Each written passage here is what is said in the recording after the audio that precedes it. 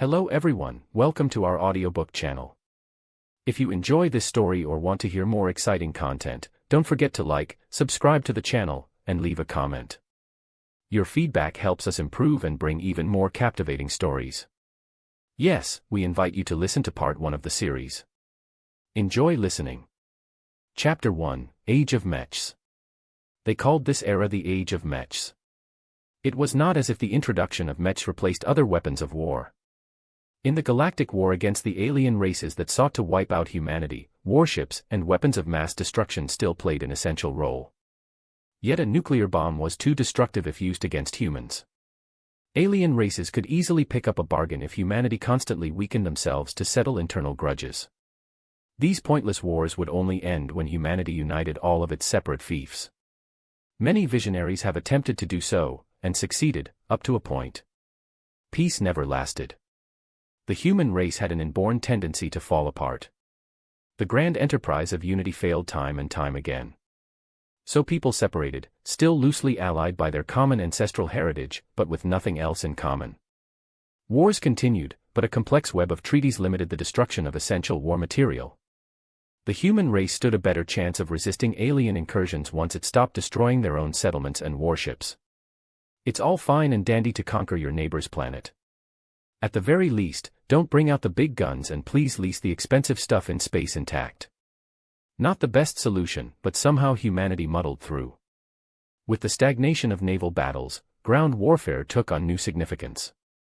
Infantry, tanks, and artillery enjoyed a resurgence of popularity as the fractious human race fought over their own territory. Naturally, any invaders didn't have it easy. Forced to operate on enemy soil, the conflicts often devolved into wars of attrition. Even if the invaders painstakingly triumphed over their enemies, was it worth the effort? They would find out in dismay that they lost more money from their army than what they gained in territory. Most of the warmongers realized that waging war was a money-losing business. Just as planned. The pacifists thought as they patted their backs. The treaties had been extensively drafted for just such an outcome. Without the tools to threaten a planet into a quick surrender, the warmongers had to rely on old and inefficient technology in order to conquer territories. It turned out the peace lovers celebrated too early. Ever since the legendary Mac Lu first stepped on the battlefield with a giant humanoid machine called a mech, war had changed forever. It advanced into a whole new paradigm. Able to perform ably in even the most inhospitable planets, the first mechs made a mockery of the slow-paced and static way of war of traditional armies. The human body is the best weapon of humans. One of the lead inventors of the modern war mech remarked after the first models blitzed half a massive nation's territory. Everyone knows that infantry is flexible but fragile while tanks are tough but clumsy. So one day we thought, why not make a new weapon that takes the human form and simply scale it up? It resulted in a revolutionary weapon that charmed humans across the galaxy for its evocative look and inspiring capabilities. Faster than infantry, more flexible than tanks and able to carry a variety of weapons, they nonetheless required much less supplies to keep them running. Their logistical footprint was a fraction of what a conventional army gobbled up. This alone ensured that mechs dethroned all other service branches. The age of mechs unfolded into splendor. Broadcasts surrounding mechs earned record views. Online and offline games brought the masses closer to the glamorized new machines. Major arms manufacturers invested in the rapidly growing mech industry. Countless startups offering their own unique takes on the mechs popped up like mushrooms. The age of mechs seemed to herald humanity into a new golden age. Unfortunately, only a small number of elites could step into the true world of mechs. The most basic mech models involved hundreds of patents and other proprietary knowledge that would cost a fortune to license. Those interested in piloting an authentic war mech also needed the right genes. The highly arcane neural interface that allowed pilots to control their mechs as natural as moving their own bodies could only be piloted by a gifted handful. Those who ignored the warnings fried their brains. It took a long time for researchers to establish a clear view of how many people possessed the right potential. From the latest statistics, only a mere 3.5% of all of humanity possessed the right genetics to successfully connect to a neural interface. These privileged elites, tested for compatibility from their 10th birthday, enjoyed admiration and worship from the 96.5% who were doomed to never step into a cockpit. Not all of the 3.5% would actually go on to pilot a mech, but even the poorest potentate from the most backwater planet had to undergo training. Once they gained a basic proficiency in piloting, they were added to the reserves. Just in case. V.S. Larkinson was born with the conviction that he belonged in the cockpit. His father was a mech pilot. His grandfather also piloted mechs. He could name at least 9 direct ancestors who all served honorably in the Bright Republic's renowned mech corps. Most of his aunts, uncles, and the rest of the extended Larkinson family had a long history of piloting mechs. "Dad, what's it like to be a pilot?" "It's dangerous, but it's also the only time I feel alive." His 10th birthday changed his life. His entire world crashed down on him once the doctor from the Republic announced the results. His genetics marked him as one of the 96.5%. In other words, he was a plebeian, a norm. No matter which word was in vogue, VES became a commoner doomed to never to enter a cockpit in his life. There's nothing dishonorable about having different genes. The doctor reassured the young VES. He had already crushed the dreams of countless kids. One more hardly fazed him at all. No one is good at everything. The rest of the 96.5% get by just fine. Find some passion in your capabilities. Not everyone is destined to follow their father's footsteps. His father, Wrinkle Larkinson, half-hearted patted the young V's back as he gave him an ice cream. What else could he do? His frequent tours of duty left VES to wallow in his depression alone. And so VES turned from a precocious boy who dreamed about mechs into a sullen teenager drowning himself in games and partying. With a deceased mother and a father absent from frequent tours of service, no one could rein VES in. He graduated from high school with less than stellar grades. What now? VES finally pieced himself together once he considered his future. He couldn't waste away his life forever. I'm not a pilot. I'm never going to be a pilot. All I really know is mechs. If I am never fated to pilot a mech, then I can still do something else. I'm still a Larkinson. Mechs are in my blood. VES narrowed his goals. If he couldn't pilot a mech, then he'd be the one to make them. In the age of mechs, a mech designer led the development of mechs. Just as crucial as mech pilots, they came up with innovative designs of mechs and shaped them into reality. Some of these designers were just as famous as the aces who achieved incredible feats with their mechs. Some of the most prestigious designers worked for the major arms manufacturers. They were able to deftly spit out a casual new design that would be sold 1,000,000 times. These were the star designers, the superstars who had CEOs and head of states at their beck and call. Even a casual sneeze could impact the stock prices of the companies they worked at, for they were just too influential. Many of the larger human states relied on their exclusive designs to give them an edge in conflicts involving mechs. Then came the middle class of the mech designers, the entrepreneurs with at least a complete series of mech designs. Adept in all facets of what constituted a mech, these seasoned engineers could take a pile of random parts and come up with unique designs that filled most of the conventional roles any decent client demanded. Some designers focused on churning out loads of mechs at the most affordable cost, while others might spend their whole lives on a single model. What was left was the bottom heap. About 90% of all designers fell into this category. This included the fresh graduates, the failed entrepreneurs, and the washed-out old-timers with outdated knowledge. They couldn't design anything other than rip-offs or blatant copies of more successful models. Most of these dregs were doomed to serve as faceless cogs, working behind the scenes to repair or maintain other people's mechs.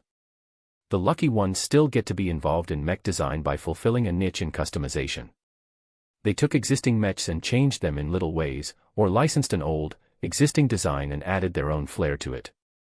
The cutthroat competition in the saturated market didn't allow many to stay afloat for long. Only some got by with this business model. VES hoped to be one of them. With his SOSO grades, he could forget about attending a prestigious university. He only managed to scrape enough merits to attend a program offered by the Rittersberg University of Technology, an average institution from the Bright Republic's capital. All he got 5 years later was a bland degree from a bland institution. In other words, he was worthless in the eyes of employers. That was okay. His father Wrinkle supported him all the way through. He even spent much of his time gathering the capital to kickstart his son's business. They both had a plan. They would start a one-man mech boutique with enough automation to print its own parts and allow VES to assemble a mech from scratch. Wrinkle would refer him to his buddies in the service for cheap jobs and let VES dip into the world of customization step by step. Once VES built up his reputation, he might be able to move on to designing his own variants. All those plans came crashing down when VES returned to an empty home back in Cloudy Curtain, their home planet. Wrinkle enjoyed a good salary as a mech pilot, so he could afford a grand townhouse in the suburbs. He recently sold it in order to scrape enough cash to acquire a workshop just outside of town. It only offered enough space for a small living area. The workshop could use a makeover. The modular, prefabricated structure looked second-hand, as if it was salvaged off a battlefield or scrapyard. With the amount of rust and scratches its exterior sported, it was a miracle it hadn't fallen apart. When VES stepped inside, he sighed in relief. The essentials were still in one shape. The insides looked fairly clean. All of the valuable machines needed to run his enterprise were present, if second-hand. His dad might not know his stuff, but he knew plenty of people who did. "Where are you, Dad?" After weeks of silence, VES had to face the fact that his dad was missing. That shouldn't be a cause for alarm. His dad had been assigned to a regiment stationed at the border between the Bright Republic and the belligerent Vija Kingdom. Any incidents that might flare up could cause his father to be recalled. When VES called his father's friends, he found out he never returned to duty. After contacting the police, it seemed that Wrinkle had never shown his face elsewhere. All the galactic calls and electronic messages sent to his father fell off a cliff. No one could find any trace of his presence. The Cloudy Curtain Planetary Bank quickly came knocking. It turned out the workshop components such as the spiffy 3D printer had been bought with a loan. A 3D printer was an essential machine that turned raw materials into factory-quality mech parts. His father had to borrow over 330 million Bright credits in order to finance the acquisition of assets. With this much money, anyone could buy half a dozen advanced mechs. VES could spend his lifetime working for an average mech manufacturer and still not earn enough to pay back the huge debt. He instantly fell into a cycle of distress and panic when he read through the bank's polite but impersonal note. What kind of mess did my father drag me into? The bank took 3 pages to state that all of the debt was in his name. He would have to hand over the workshop and all of its valuable machinery in case he missed a single annual interest payment. In short, VES had to scrounge up about 5 million credits in the next 3 months in order to meet the next payment. He lifted up his armband-shaped communicator and activated its miniature projector. A screen came into view that displayed a menu. He hopelessly switched to the credit account linked to the device. His account only held a measly 1,200 credits. That was his spending money for the month. VES had little means of earning the required amount of money. With his dad gone missing, it was questionable whether VES was entitled to the life insurance and other benefits his father arranged. VES followed up his father's insurance policy because he needed every penny he could squeeze out of the system. Nothing came out of the meetings. The insurance company was as obstinate as a dog chewing a bone. VES swiped away the latest messages from the bank. "I'm broke. I can't even scrounge up the credits to buy the raw materials I need to fabricate new parts. How am I supposed to do business?" Within a day, he called the bank, the insurance company and the government.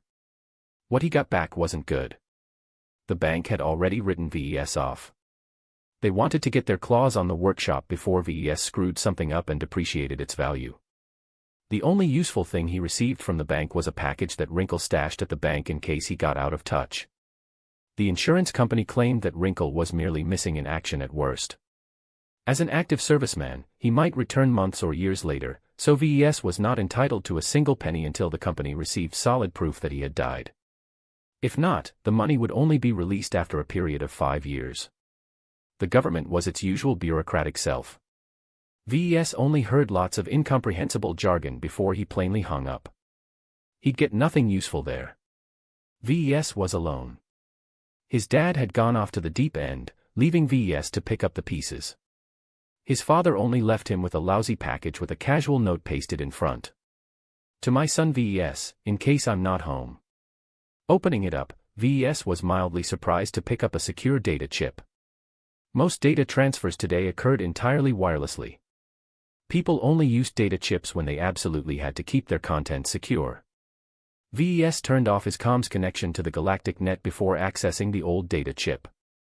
It took 3 seconds to load its contents, which was unusually long for a chip this size. An unknown program suddenly took over the holographic projection. Initializing the mech designer system. New user detected. Initiating deep scan in 2400 millicycles. Please prepare properly. Wait, what? VES asked the program, just before the comm released a huge shock. VES passed out in an instant. And so began his journey as a mech designer. Chapter 2, Mech Designer System. When VES woke up, he brushed a hand over his brown hair and wondered why he ended up on the floor. It was the data chip. VES tried to find the data chip that dropped him like a log. After a quick search, he only came across a fried piece of metals and other melted bits. The chip self-destructed after following its programming. He bewilderingly turned his gaze to his wrist communicator, which was still in pristine condition. That's strange. Anything that could have fried this chip should have melted my comm in the process. How could the chip have melted itself without transferring all that heat to my comm unit? Cautiously, VES activated his comm, expecting it to malfunction. Instead, it turned online without a problem. After browsing the menu, he found that nothing changed except for the addition of one new program. The Mech Designer System. The name already sounded boastful. The act of designing mechs was an intricate discipline that required years of study in the fields of mechanics, physics, material science, and more. Even after graduating from college, you merely got your foot through the door. It took more than experience and brilliance for a mech designer to achieve true success. Just the thought of having a single app whip up a simple design in a matter of minutes rankled VES. The mere thought of such a software devalued the 5 years he spent on becoming a mech designer. Still, his father left him this system for a reason. VES had no idea where Wrinkle got his hands on this mysterious app. Since he couldn't get any more answers, VES decided to run the app. Welcome to the Mech Designer System. Please design your new mech. The message ended there, leaving nothing for VES to follow up. That's it. Deep scan complete. Registering new user VES Larkinson. Welcome package granted. Ah, you got anything more than that? Please inspect your status. To display this page, say status. Status. Status. Name, VES Larkinson. Profession, novice mech designer. Specializations, none. Design points, 0, attributes. Strength, 0.6. Dexterity, 0.7. Endurance, 0.6. Intelligence, 1.2. Creativity, 0.3. Concentration, 0.9. Neural aptitude, F, skills. Assembly, novice. Business, apprentice. Computer science, incompetent. Mathematics, incompetent. Mechanics, apprentice. Metallurgy, apprentice. Physics, novice. Evaluation, good-for-nothing loser. Hey, who are you calling a loser? User VES Larkinson is a qualified loser for having spent half of your life wasting away your life. Your frequent diversions have left you ill-prepared for the future. Your inability to pay off your debt is a direct consequence of your ineptitude. VES had to suppress the urge to raise his middle finger. Instead, he challenged this stupid system. I admit, I used to be a stupid kid, but I cleaned up my act. I'm a mech designer now. It is your lucky day. The Mech Designer System is the ultimate tool in this galaxy to design any machine that falls under the category of mechs. Any authorized user is allowed to use the system's many tools to design any mech imaginable with no conceivable limits.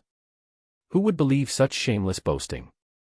So can I just whip up something that weighs 1,000 tons, runs at Mach 50 and can even travel faster than light? Certainly user, but you must design its components and integrate them into a viable design by yourself. If you then wish to fabricate the design using the system, then you will be required to exchange a corresponding energy value expressed in design points. It sounded ridiculous that a piece of software can just wish a mech into existence with energy alone. How many design points does it take to fabricate a mech? How easy can I earn these points anyway? An average mech requires 1,445,645,313 design points in order to be fabricated accurately. Calculating your current combination of attributes and skills. After estimating your capabilities, you are able to earn an average of 3.89 design points per day. VES was literally speechless. The system disparaged him again in a roundabout way. You seem pretty useless. How am I supposed to get some use out of you if I can only earn about 4 DP a day? Yeah, I thought so. VES muttered quietly. His finger already hovered over his comm, ready to shut down this useless app. User, please do not exit the program yet. You have yet to explore the menu, nor have you opened up your welcome package. Okay, so give me a menu then. Mech Designer System Menu. Status. Designer. Missions. Skill Tree. Shop. Lottery. Inventory. User, as a novice mech designer, your privileges are limited. You currently do not have access to the missions, shop, and lottery menu. VES browsed the designer option first. The system unfolded into a vast holographic design interface that seemed to be ripped off from a popular design suite that VES had frequently used in his student days. The system's version came with a lot of additional features, though VES wasn't in the mood to explore them right now. The skill tree unfolded even more elaborately, taking up a panoramic view. The most fundamental skills sat at the top. It started with the most basic fields such as mechanics and mathematics. Beneath them nested an unfolding expanse of sub-skills that seemingly went on forever. He could upgrade skills as diverse as artistic judgment.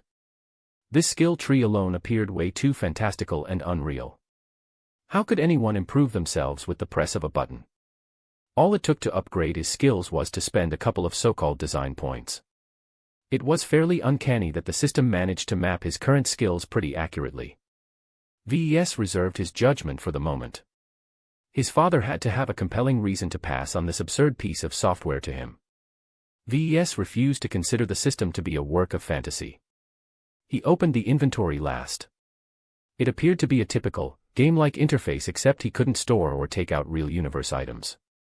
The inventory mainly dealt with storing designs and other virtual content, though it offered the option of storing real items later on. Naturally, his inventory contained no designs, but he found the vaunted welcome package in the miscellaneous tab. He curiously tapped it with his finger. The holographic box cheerfully opened up, accompanied by the faux celebratory fanfare prevalent in cheap online games. 3 silhouettes floated in front of him, tempting his anticipation a tiny bit even as he remained skeptical of this system. Congratulations, you have received 10 design points. Please spend them well. Just 10 measly design points? VES exasperatingly questioned. From browsing the previous menus, he learned that 10 design points was only worth peanuts to the system.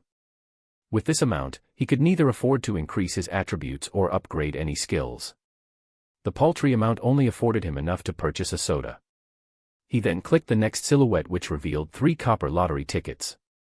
It allowed him to draw 3 prizes from the system's lowest-ranked lottery draw. When VES activated a ticket, the lottery page projected a prize wheel. After staring at the wheel in doubt, he spun the large object by heaving a lever with his arm. You have failed to draw a prize from your copper lottery ticket. Please draw again. Really, even the lottery tickets from the convenience store aren't so stingy. After using up the lottery tickets, the system's final present unfolded. The silhouette faded away, revealing a small mechanical cat. The pet displayed on the hologram seemed no different from any of the other artificial intelligences available on the galactic net. Popular with little girls around the galaxy, these virtual pets offered companionship and distraction without the hassle of taking care of a real animal. So you got me a virtual cat. Whoop-die-doo. You are mistaken, user. This gold-ranked auxiliary companion is an extremely rare random draw from the welcome package. Congratulations on acquiring your new gem cat. The creature in front of VES shifted. The holographic interface dimmed as the projection of the mechanical cat brightened. The cat thudded on the floor with an audible thump. Just as VES thought the system was tricking him, the cat meowed and physically brushed his leg with its very real body. What? This couldn't be happening. The cat felt real. VES bent down and put his hands around the light metallic shell of the cat and lifted it in front of his face. The cat questioningly purred as it beheld its new owner while VES processed its appearance. His communicator was just a basic model. It didn't possess the fancy microfabrication options that came with premium models. Even if his comm turned into premium model overnight, it was impossible to fabricate a mechanical animal larger than a mosquito. His comm simply couldn't store the required materials. Who knew how the cat came into existence? The system's workings already broke the bounds of reality. Do not be surprised, user. As the ultimate design tool for mechs, the Mech Designer system is able to utilize, redacted, to instantly fabricate any design or item you have exchanged at the shop at the cost of design points. Only until now did it sink in that V's father had left him an impossibly amazing software. Though he understood very little so far, he was fairly certain that whoever created this system was light years ahead of even the most advanced human scientists. He guessed that the system might be hiding some massive secrets, some of which may even involve alien technologies. These questions were so far above V's tiny head that he simply set them aside for the moment. He had more immediate concerns. This cat is kind of cute, VES remarked as he scratched the mechanical creature's head. Is it supposed to do something more than beg for scratches and hugs? Concentrate on the gem cat in order to call up its status.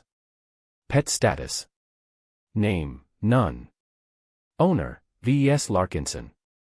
Rank, Gold, exclusive. Level, 1, Gem Excretion I. What kind of a skill is gem excretion? Concentrate on the skill to see further details. Gem excretion. The ability to convert low-value materials into rare gemstones of a higher value through manual absorption, digestion, and excretion. These gemstones provide random benefits helpful to any mech that incorporates them into their design. Certain raw materials have a higher emphasis on the benefits that the resulting gemstones can express. It took half a minute for the description to sink in with VES. From what he could understand, this cat ate minerals, digested it into gems. These gems ought to be quite valuable depending on their effects. He might be able to earn some quick cash if he sold these shiny gems. Do not overestimate the gem cat. At level 1, the pet can only excrete 1 gem per week. VES sighed in disappointment. The cat booped his nose with its soft paw. Well, I'm better off now than before, so I've got no grounds to complain. As for you, let me call you Lucky, since I'm counting on you to be my lucky charm. The mech cat adorably meowed in response, indicating that its artificial intelligence possessed at least some form of low sentience. VES searched the cabinets of his workshop and scrounged up a pile of loose ore. The random materials were likely left by the previous owner that his father didn't bother to tidy up when he bought them secondhand. VES took a head-sized chunk and the small cat somehow managed to gobble up the entire thing in a clear violation of the laws of physics. There was no way a normal mechanical cat could fit so much material in its cat-sized belly. Okay, this is clearly another freaky thing in a long list of impossibilities. No use cracking my head over these miracles. I've to take care of my money problem first. VES dropped the cat and left it to explore the workshop alone. He approached his desk and turned on the computer terminal in order to do some research. He briefly went over the manuals of the machines in his workshop. He found that they were basic but reliable models, and didn't differ much from what he used during his studies. He then checked the prices of mechs, parts, and raw materials at the public markets. Cloudy Curtain was just a regular boring residential planet, famed for its colorful clouds rather than any industry, so its mech market was anemic. If VES wanted to sell his products to a viable market, then he needed access to the bigger trading nodes nestled in the heart of the Bright Republic. Not anyone qualified to do so. VES lacked both reputation and a track record. Even if he did gain access, he lacked the capital to acquire the raw resources needed to fabricate a mech. It takes money to make money. That was one of the most important lessons he learned in college. Surprisingly, he did quite well in his business classes. VES owed this achievement due to his aspirations. It also helped that the classes only involved simple math. After half a day of research, VES gained a clearer idea on the viability of his new enterprise. He gave up on producing a physical product. The areas of mech design, mech customization, or mech fabrication all required substantial capital in order to step foot in them. He needed at least several million credits up front. The only economically viable market where he could realistically offer his services was in the field of mech repair and maintenance. However, his workshop was limited by its scale, and without a reputation he doubted he could attract any customers. He needed to make a start in a market with a low barrier of entry, one that didn't demand any prior investment. VES made a resigned look at the section of games on his terminal. Iron Spirit, the most exclusive galactic mech simulator in the galaxy. Iron Spirit was not the most played online game on the market. However, its esports broadcasts attracted a very wide audience, allowing the game to foster a large and diverse creators market. The reason for the game's success could be attributed to its adherence to reality. Iron Spirit emulated reality so well that players had to buy or rent expensive simulation pods to pilot a mech. It turned the player base into an elitist club that served as a decent simulation to actual mech combat. The BSBH Corporation stuck to the creed of realism so much that its virtual mechs had to be fabricated within its simulated ecosystem in a realistic manner. Only the mainstream mech models could be bought off the shelf. The true high-performing mechs in the game were all customized or original designs that could be sold for either gold, the virtual currency, or with real credits. Unlike piloting a virtual mech, Iron Spirit didn't demand its designers to be a potentate, so even an average norm like VES could engage in its virtual market. As VES registered a mech designer's account in the game, he came across a few snags. He had to pony up a registration fee of 800 bright credits. This wiped out more than half of his remaining savings. When the game approved his account, he encountered another barrier. Customizing any existing design required the purchase of a so-called virtual license. The licenses for the cheapest parts started at around 10,000 credits, while the licenses for the most outdated one-star mechs were valued at 100,000 credits. I'm such an idiot for forgetting the licensing fees. BSBH apparently didn't want its virtual mech market to be flooded by a tsunami of awful designs. With no other way out, VES turned on his wrist communicator and started up the mech designer system. Hey system, I don't have the money to afford a virtual license. Can you lend me a hand? The system accessed his terminal through a wireless connection. It took only a dozen seconds to scan the entire game and absorb additional information from the galactic net. Tutorial mission received. Please enter the missions page to browse the details. VES obediently turned to the missions page of the system. Mission. Mission, Tutorial Part 1, Your First Design. Difficulty, F rank. Prerequisites, be an idiot who can't solve his own problems. Description. As a mech designer, it is shameful that you have not completed a single design that is ready for sale. Use the mech designer system and the provided mech model to design a customized mech that has a minimum deviance of 10% and a performance improvement of 2% of its base model. Reward, a random 1-star virtual mech license. A random 1-star virtual component license. This sounds doable. Can I ask how you're able to reward me with those virtual licenses? Nothing is impossible to the mech designer system. With enough design points, the user may even be able to achieve immortality. Please increase your mech designer rank for a more detailed answer. Yeah, right. VES guessed the system had some way of hacking into Iron Spirit's servers. In order to preserve his sanity, VES stopped his inquiry and instead turned his attention to the designer mode. It wasn't until VES saw what kind of licenses he had to work with that he practically spat out blood. This is impossible. Chapter 3, First Design. As a reputable mech simulator, Iron Spirit only featured real mechs. The base designs sold in its virtual store could be bought in real life with almost the same performance. With its vast and extensive database, the game worked hard to group them together in a simple manner. The BSBH Corporation eventually decided to adopt a 1-star to 5-star rating. They later added even higher ratings with the introduction of even higher performing models. The game's database included many older designs, but its library of current designs was incomplete. Many top-notch mech designs were highly guarded secrets. These so-called next-generation models represented the cutting edge of mech design. The age of mech spanned 400 years, so the game offered plenty of models even without the latest designs.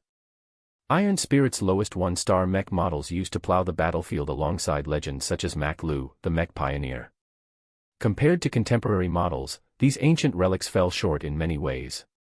They were slow, clumsy, inefficient, and sometimes looked ridiculous. When VES took a peek at these clown-like models, he wondered if their designers had a few screws loose. Systems Designer Mode already loaded one such design. The Fantasia 2R incorporated a radical humanoid design scheme, and was the second iteration of a flawed first edition. The Fantasia masked very little due to its slim and narrow design, allowing it to run faster and longer than the stockier models available at the time. These gains were made at the cost of other parameters such as armor and firepower. For whatever reason, the designer shaped the Fantasia 2R in the form of a woman. Its concave torso, sloping breastplate, thin limbs, and narrow head evoked the appearance of a supermodel dressed in skimpy armor. The older 1R model already looked like a feminist's worst nightmare. The manufacturers doubled down by attaching hair-like sensor threads on top of the 2R's head. The sensors at least served a practical purpose, since they turned the model into a decent scouting mech. Since the Fantasia was such a light and thin mech, VES had very little leeway in modifying its parts without destroying its good points. In contrast, VES could easily tinker with heavier models, shaving 10% of its mass without sacrificing too much of its defense. After applying modern techniques to the ancient design, he could easily raise the performance of his variant by 2 or 3% compared to its base model. This Fantasia the system provided me is really too skinny. Since he couldn't go for the route of subtraction, he needed to find another way to add value. VES could easily improve the design by adding additional components. Unfortunately, the system only provided the license of a single component, giving him very little options. The virtual component license the system gifted him came with an overly lengthy name. The creators called it the Gemini Twin Rear Ejection Energy Booster. The complicated component did three things at once. First, it allowed a cockpit to eject from the rear in case of emergencies. It provided a fairly large amount of energy storage, allowing mechs to last longer without resupply. Lastly, it provided a large amount of straight-line acceleration with its boosters, though such boosts consumed a lot of energy. Normally, such attributes matched perfectly with the Fantasia 2R's focus on speed. There was only one major snag. The Gemini's dimensions were drastically oversized. The Gemini had been designed to accommodate the first heavy mech in existence, the Megacrab. This mech was a behemoth that required 8 legs and twin cockpits for 2 pilots. Trying to affix the Gemini system to the Fantasia 2R was like trying to put a stuffed backpack onto a clueless toddler. If only I had more assets. I can't do much without more licenses. I'm not good enough to modify the base design extensively. VES tinkered with the system's designer functionality. Surprisingly, he found it remarkably easy to implement his modifications. The design tools responded to his thoughts alone, cutting back errors resulting from unsteady hands or faulty calculations. The designer's assistance to his work was like adding wings to a tiger. Despite his enjoyment, VES found it hard to wrap up a finished design in a single day. He reluctantly shut down the mech designer system and took care of his needs. He gobbled up a cheap nutrient pack and cuddled his new pet to sleep in an unfamiliar bed. VES wrestled with the problem for 3 more days. He spent most of the time trying various ways to combine the hefty Gemini add-on to the thin and wispy Fantasia frame. From a total of 17 attempts, he outright failed 15 times, leaving only a couple of barely functional designs. When he projected the design in all of its glory, he felt like finding a hole to burrow into. It looked ridiculous. VES had attached the Gemini to the rear of the frame. It sounded simple, but the Fantasia's various restrictions made it a tricky problem. The profile of the 2R's lower torso was so thin that the Gemini simply couldn't be attached to that location. He already tried to do so several times. From his many attempts, VES concluded he could only attach the Gemini onto the upper back or the lower waist. Since placing such a heavy add-on too high would severely unbalance the Fantasia to the point of tipping it over, VES could only add the Gemini onto the Fantasia's waist. The combination looked obscene. His cheeks turned red as he beheld the model's mock-up. Its only saving grace was that the custom design had improved on some points. Though the mech became heavier and less agile with the addition of such an uneven weight, its straight-line traveling speed rocketed upwards. The pilot also enjoyed a massive increase in safety with the improved cockpit ejection system. It could eject both cockpits at once, one real and one decoy. This provided a marginal benefit in Iron Spirit, as a successful ejection lowered the cost of repairing a defeated mech in the game. Alright system, does my first design make the cut? Scanning design. Simulating performance. Completed. Do you wish to name the design? Let's go with Fantasia 2RE. My variant's rear end is the only thing that's improved. Design evaluation, Fantasia 2RE. Variant name, Fantasia 2RE. Base model, Fantasia 2R. Original manufacturer, Kezia Armaments. Weight classification, medium light. Recommended role, sprinter/harasser. Armor, F. Carrying capacity, F. Aesthetics, A-. Endurance, C+. Energy efficiency, C. Flexibility, D-. Firepower, D+. Integrity, E. Mobility, B+. Spotting, B. X-factor, none. Deviance, 23%. Performance improvement, 4.5%. Overall evaluation, horribly overweight for its intended purpose, the Fantasia 2RE is nevertheless redeemed by its amplified power and forward potential. Its improvement in open terrain and long-distance missions does not outweigh its anemic flexibility and horrible performance in close-quarters combat. The model's unique appearance may appeal to a small subset of pilots. You have received 1 design point for completing an original design. Congratulations on completing the first part of the tutorial. The rewards have been sent to your inventory. You have also received a bonus for exceeding the requirements of the mission. VES sighed in relief. He had worked hard to merge 2 entirely different things together. While he succeeded on a fluke, he still managed to pull through. Now that he finished this ungodly mission, he could move on and forget this abomination of a mech. He wiped away the projection of the design and opened his inventory. 2 gift-wrapped packages awaited his eager fingers. VES quickly tapped both icons, letting them unbox together. You have received a virtual license for the following mech, Kezia Armaments Fantasia 2R. You have received a virtual license for the following component, Maxodron Gemini Twin Rear Ejection Energy Booster. Really? You're giving me the same stuff I've been torturing myself for 3 entire days. You have received a new mission. Please read the details in the missions page. Mission, Tutorial Part 2, Your First Sale. Prerequisites, completed Tutorial Part 1. You cannot call yourself a proper mech designer if your design isn't used. Please endeavor to sell a mech based on your first design. Reward, 1000 design points. You're setting me up, system. Even if I can find someone stupid enough to buy the 2RE, I still don't have the credits to purchase the raw materials. Iron Spirit doesn't let designers fabricate a virtual mech for free even if I possess the necessary licenses. The game taxed mech designers by charging them for the raw materials. You have forgotten your bonus. Please look at the currency tab in your inventory. A red packet awaited VES when he switched his view. He tapped it, causing the virtual envelope to unfold into imaginary bills. It eventually landed into a neat stack with the total amount displayed on top. Congratulations for receiving 100,000 bright credits. VES widened his eyes. Exceeding the expectations of the system provided considerable rewards. With the sudden windfall, he had a lot more options to earn money now. While 100,000 credits might not let him purchase a license for another mech, he could still purchase plenty of cheap components such as armor plating, cooling systems, batteries, and even weapons. Before VES put his newly gained credits to good use, he first made sure to complete the mission. He uploaded the saved design of the 2RE onto Iron Spirit's virtual workshop. He then spent about 10,000 credits collecting the raw materials required to fabricate the design. While he could spend twice as much to let the game fabricate the design automatically, VES wanted to save every single credit, so he went for manual assembly. VES spent 2 days fumbling around the virtual workshop's 3D printer to print all the required parts. He then took 3 more days fumbling around the assembler trying to put all the diverse and heavy parts together. Somehow, VES felt a little closer to his first creation as he finally clicked the final part together.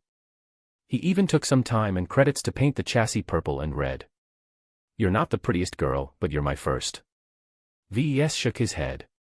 That sounds wrong. While trying to erase the unpleasant image of mech-human romance from his mind, he quickly put the finished model onto the market. He didn't choose to sell the virtual mech for real credits, though the option was available. Practically all low-tier mechs in Iron Spirit were sold in gold, the in-game currency that mech pilots earned when they won matches against their opponents. The market set a minimum price of 1,600 gold, reflecting the cost of raw materials if VES had paid for them in gold. I'm not stupid enough to sell it at cost. Let's add 100 gold. My labors has got to be worth something. Just after he finished with the lot, he also checked his user profile. He chose to hide his real name for now. It wouldn't do for his future career in mech design to be tainted with this awful design. He casually set his nickname as Chasing Clouds, as a reference to his home planet N and his aspirations. With that chore done, VES threw the mission to the back of his mind and went to mech section of the market. He browsed all of the available variants of the Fantasia 2R. If he wanted to design a competitive but affordable Fantasia model, he needed to do his research on what market already offered. He could then tailor a list of requirements and scour the market for fitting components. VES sunk into his work. He fell into the enthusiasm starting his career in mech design. Even if designing virtual mechs for a game didn't bestow him with the qualifications of a real mech designer, he could still polish his basic skills. Once he accomplished a handful of sales, he could purchase better licenses and design better variants. Still, I can't play with virtual mechs forever. There's no way I can earn enough credits to meet my next interest payment. He needed to earn enough credits to fund the operations of his real mech business. If the expensive fixed cost of purchasing licenses was left out, then he could easily make the deadline. Reality wasn't so kind. Virtual licenses only apply to in-game designs. There's no way I can afford a legitimate production license with my current assets. Actual production licenses came with prohibitive costs and restrictions. For the privilege of using another company's intellectual property, VES had to pay a high price. He also had to give the original owners a cut of his earnings. Along with the cost of raw materials, profits grew thin. It's impossible to make it without the help of the system. I hope the 2RE is going to sell out quickly, because I have a feeling I'm going to need all the design points I can get. Lucky sauntered over and meowed at VES. What's up, buddy? The cat tugged at V's pants and tried to lead him outside. Curious, VES followed the mischievous cat outside and spotted something sparkling behind the weeds. VES came close and picked it up, revealing a green gemstone. Upon realizing its significance, he hurriedly dropped it down. Even if you're a machine, I'm still not touching your crap, VES told the cunning cat. He scanned the gem according to the system's instructions. Emerald of Minor Armor. Increases the durability of a mech's armor plates by 0.5% when installed. For a gem of its size, its effects were heaven-defying. Despite the paltry boost, the gem cost nothing to make. If he kept feeding Lucky the same cheap ore, he could end up with a pile of emeralds. If they all had the same effect, they might accomplish something great if combined. System, if I have two of the same gems, do their benefits stack? Of course not. A mech can only benefit from a limited amount of gems. Gemstones that provide the same effects do not provide more benefits when put into the same mech. Every time the system hinted at something amazing, it turned out to be limited. I need to feed my cat something better. VES muttered and resolved to order something better and have it delivered to his workshop tomorrow. Unknown to VES, on the other side of Cloudy Curtain, a certain 12-year-old potentate sat down in a fully enclosed simulator. He had just finished school and rented a sim pod from the local gaming center downtown. The boy avidly played Iron Spirit ever since he recently finished his basic lessons on mech piloting. It hardly turned him into a qualified pilot, but it allowed him to pass the minimum requirements to finally play the game. Calling himself Shifter 66 in the game, he enjoyed piloting faster mechs. There was something about running in a multi-ton machine that charmed him. Playing the heavier mechs bored him to tears. He preferred to be quick on his feet, pestering enemies and dodging shots rather than slugging it out in a head-on collision. As a 12-year-old, he couldn't lay any claim to greatness, but he thought he possessed a solid foundation in piloting the simplest of one-star mechs. He played a couple of hundred matches, and while he lost most of them, he still managed to put together a few thousand gold for a new purchase. When Shifter 66 visited the game's online market, he somehow wavered his attention to a line of feminine models. A young man like him already started to pay some attention to the girls in his school. He channeled that energy to the graceful models on display. He picked a random direction to explore further, coming upon the old but still fairly popular Fantasia series. While the boy only half-heartedly inspected the models, he made an abrupt stop once the random selection displayed a highly unusual variant. The boy held out his palm, freezing the image and allowing him to look at the model in greater detail. Fantasia 2R-E. Tier, 1 star. Base model, Fantasia 2R. Purchase price, 1,700 gold. She looks perfect. A more demanding mech pilot might comment that the mech looked horribly out of balance. Any sane pilot might also complain that the added weight of the variant's rear addition served to slow it down to the point of making the mech useless in any short-distance engagements. Shifter 66 on the other hand kept his eyes glued to the rear end. I gotta have it. And so V's first mech got sold. Chapter 4, Behold My Ultimate Move. Engulfed by the satisfaction of a new purchase, Shifter 66 hopped into the 2R's cockpit. Without even spending time to grow familiar with the modified mech, he entered the arena and initiated a search for an opponent. Shifter 66 wanted to dive right into a battle with his new baby. As a fairly new and unskilled pilot, Shifter 66 naturally got matched against a pool of similarly low-skilled players. Iron Spirit featured a sophisticated matchmaking system, and the lowest segment was the Bronze League. Every potentate who played Iron Spirit started from the Bronze League. Only by winning a sufficient amount of times would one gain the opportunity to promote to the Silver League, which most mech enthusiasts consider it to be the real beginning of the game. That was because the developers enacted a lot of restrictions to the matches taking place in Bronze. Players could only earn a little amount of gold, though they also had few opportunities to lose it due to simplifying repair costs. Matchmaking in the lowest league also didn't cross star systems, which meant that most low-tier players fought against opponents from the same planet. Bronze Leaguers were also limited from purchasing any mechs rated higher than 1 stars, which really frustrated a lot of kids who wanted to dive right into big and modern mechs. As for Shifter 66, he hadn't been exposed to the world of mechs for long. The mechs he already had access to already occupied his full attention. His view changed into a preparatory screen. The game found an opponent for him. After confirming his mech, weapon, and map preferences, he waited for his opponent to do the same. After a short wait, the boy's mech landed upon a grassy hill. The first thing he did was to engage his sensors to see if his opponent was in range. One of the few good things about the Fantasia 2R was its fantastic scanning power, courtesy of its hair-like sensor bundle attached to its head. The mech found an energy signature fairly quickly, which meant his opponent wasn't hiding. The boy eagerly commanded his mech to move forward, only to trip and almost fall backwards. His mech's balance fell apart. Ah, what the? Only until now did it sink into him that having a gigantic rear wasn't all that good. He wrestled with his neural interface for several minutes, trying to find a running posture that wouldn't tip him backwards.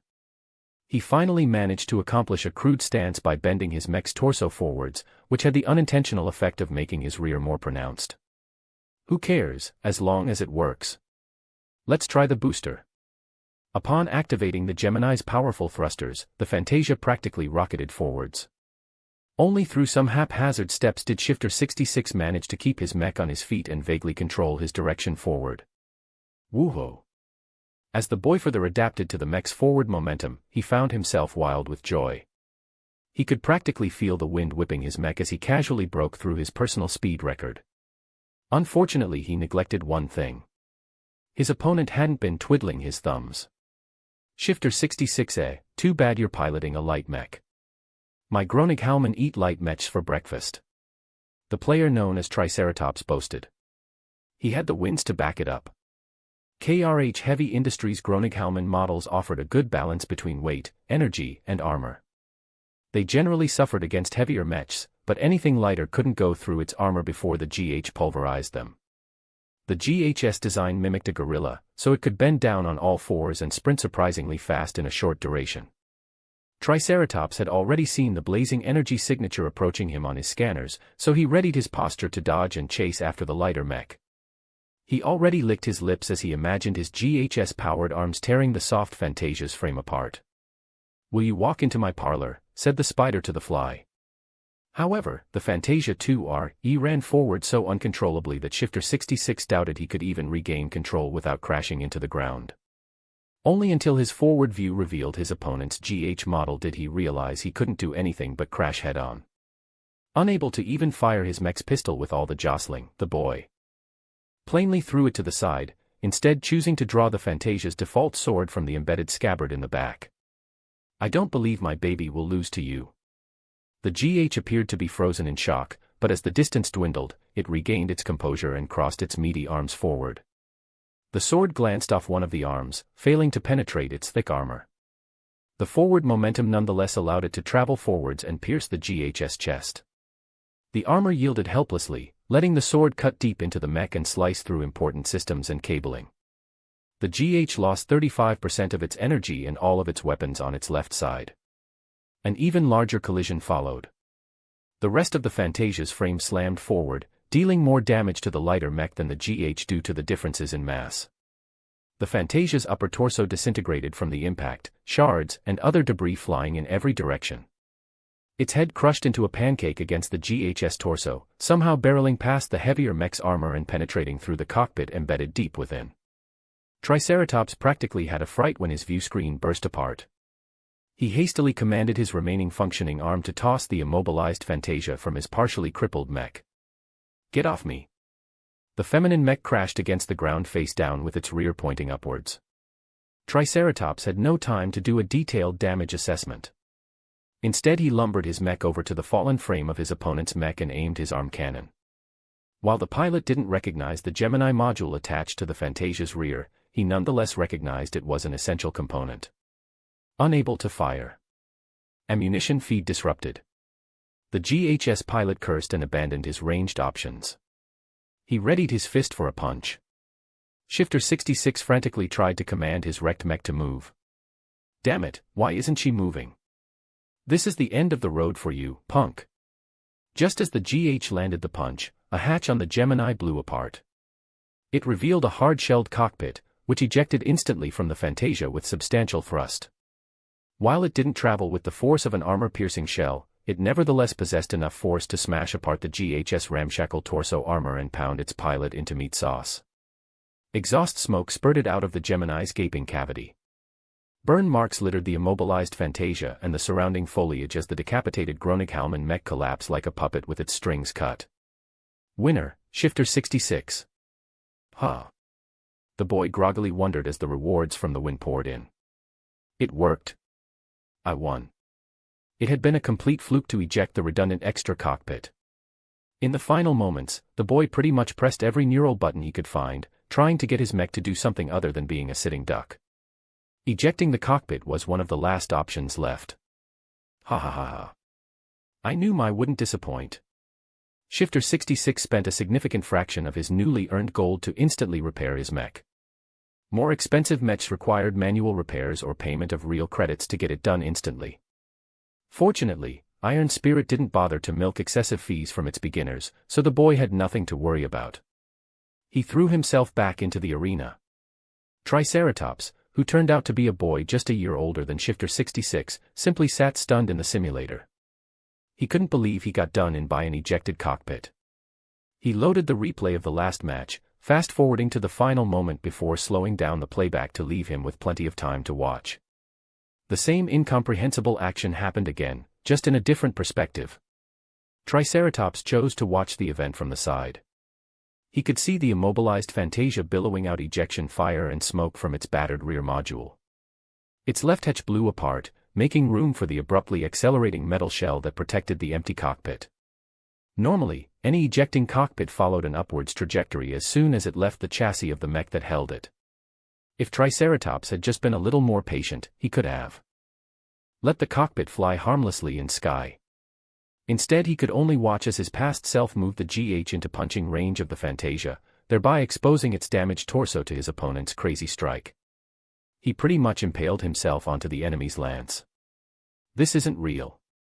This stupid mech looks so dumb and ugly. Who the hell made this mech? This Shifter 66 must be trolling if he's bored enough to bring such a mech into the arena.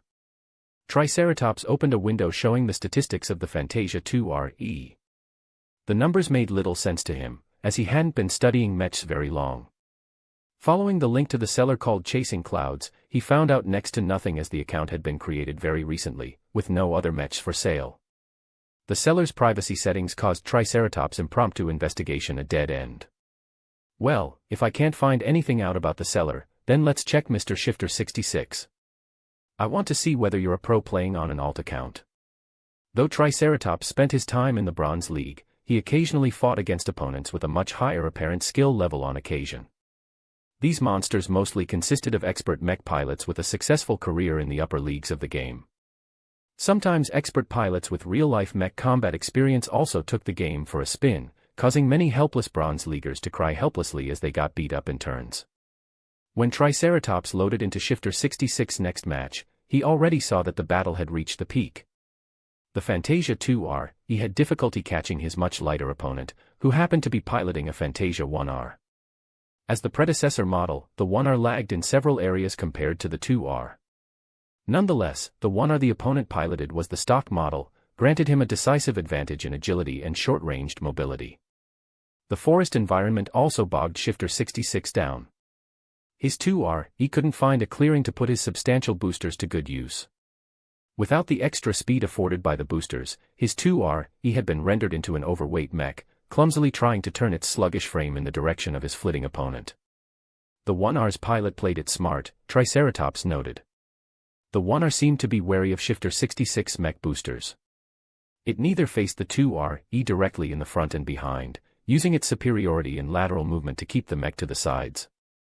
The boy could only grit his teeth as he endured the light laser blasts digging into his Fantasia's rear armor. He only managed to endure until now because the enemy's Fantasia lacked the capacity to field heavier firepower. However, just its basic pistol possessed enough punch to eventually slag the 2R's armor into a puddle. Shifter 66's own pistol had already been shot to pieces and he could only try to make potshots with his heavier but unwieldy marksman rifle. You asshole! Are you a monkey or a man? Stand still for a moment. The 1R ignored the complaint, and resolutely kept up its dodging. The boy knew he couldn't let this merry-go-round continue, so he activated his boosters and just rocketed into the trees. His mech crashed through the trees with minor difficulty, though he accumulated internal structure damage with each tree felled. He couldn't keep this up for long. Nonetheless, Shifter 66 managed to retake the initiative. The 1R's pilot panicked. Allowing the 2R to build up distance meant exposing him to powerful laser fire. He hastily followed after the rocketing mech, inadvertently lining up right behind the 2R's Gemini system. Behold my ultimate move! Shifter 66 yelled as he slammed his fist on the secondary ejection button. The Fantasia's twin cockpit whooshed forward from the Gemini model in another fiery blast. This time the cockpit kept up a straightforward trajectory. Changing that setting was the only thing the boy prepared in advance before he dove into his next match. The cockpit rocketed backwards with a speedy but avoidable trajectory. The 1R could easily step sideways if it kept its chassis in the correct stance. Unfortunately, the stock model chased after the 2R with full speed, allowing for very little leeway to dodge. Immediately. By the time the 1R managed to shift its torso, the blazing cockpit slammed its right shoulder to pieces. The Fantasia 1R massed much less than the GH, so the impact this time resulted in much heavier damage even though it occurred off-center. Practically half its shoulder and the entire arm blew apart. The battered cockpit flew off in a random direction with the Fantasia's gun stuck in its shell. Haha, you're mine now. The boy was ecstatic to see his gamble succeed. He stopped the boosters, causing his mech to abruptly slow down and trip. It took an embarrassingly long time to get his mech up its feet, but the kid felt too flushed with success to feel any bother about it. The 2R lumbered back to the crashed 1R model. The loss of a shoulder and an arm shouldn't have crippled a Fantasia 1R.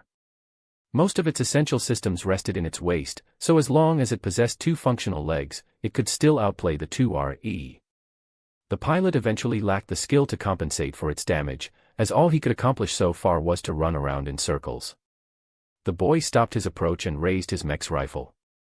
The beams had a little difficulty keeping up a consistent aim, but the sheer number of shots succeeded in punching through the 1R's poor chassis. Ha ha ha. The boy laughed as he raised his fist.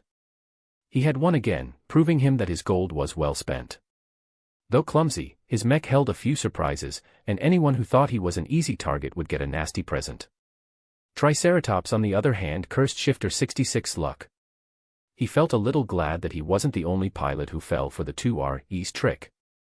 He kept spectating Shifter 66 as he mindlessly dove into the arena.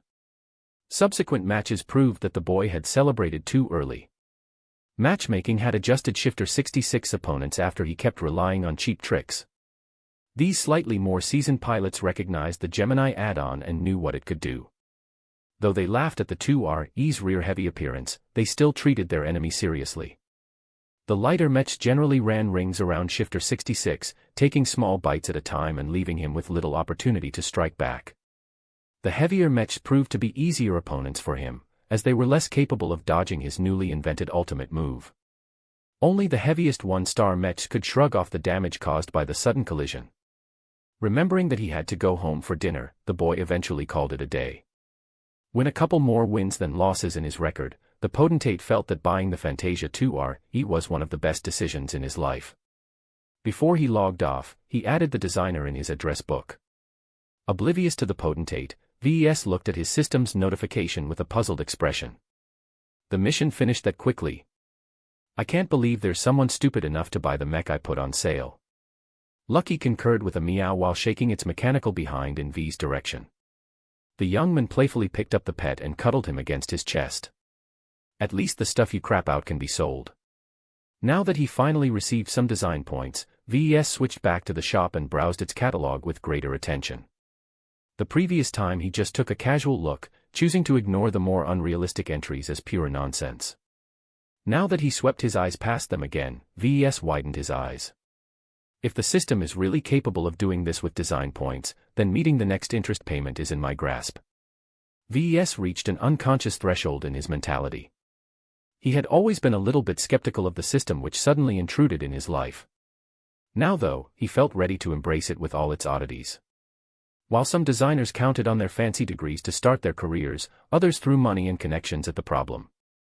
VES only needed the system to pave his way to the top. You have received a new mission. Mission, Tutorial Part 3. Mass Production. Prerequisites, completed Tutorial Part 2.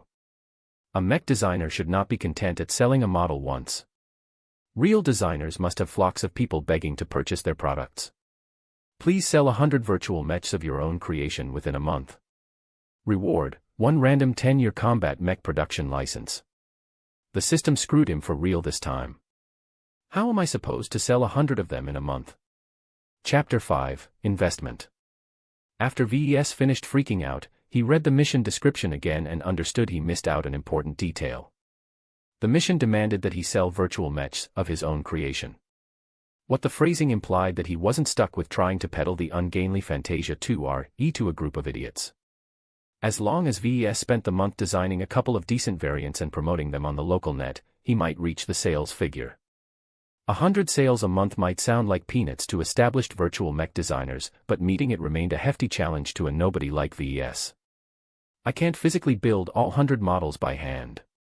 VES concluded as he formulated a basic plan. At this tier, pilots don't demand too much from their models. It'll be fine if I outsource the manufacturing to the game. The game made it easy to automate production of any design as long as the owner had fabricated it in the virtual workshop by hand at least once. It came with hefty downsides if VES decided to enlist this service.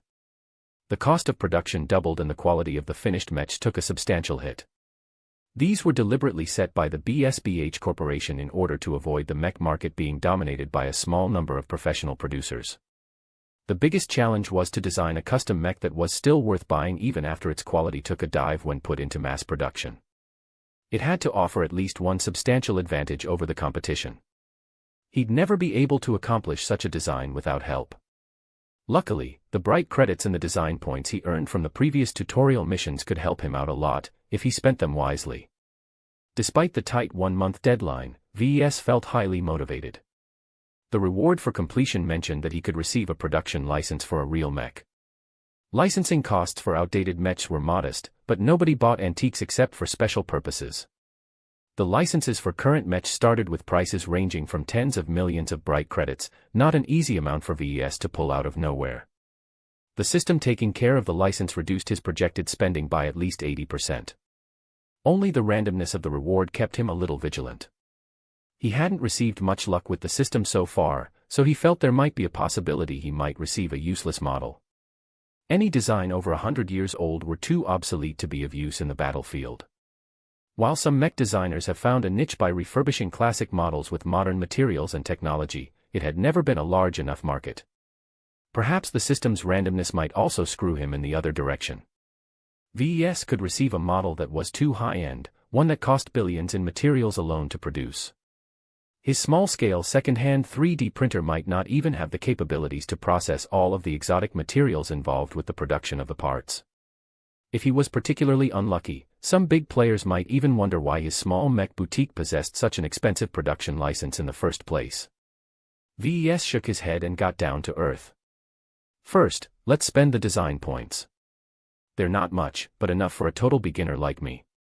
He had received a windfall of a 1000 DP for completing the tutorial mission, but he couldn't rely on earning the same amount going forward. He only earned 1 DP for completing a successful design, and another point for selling it.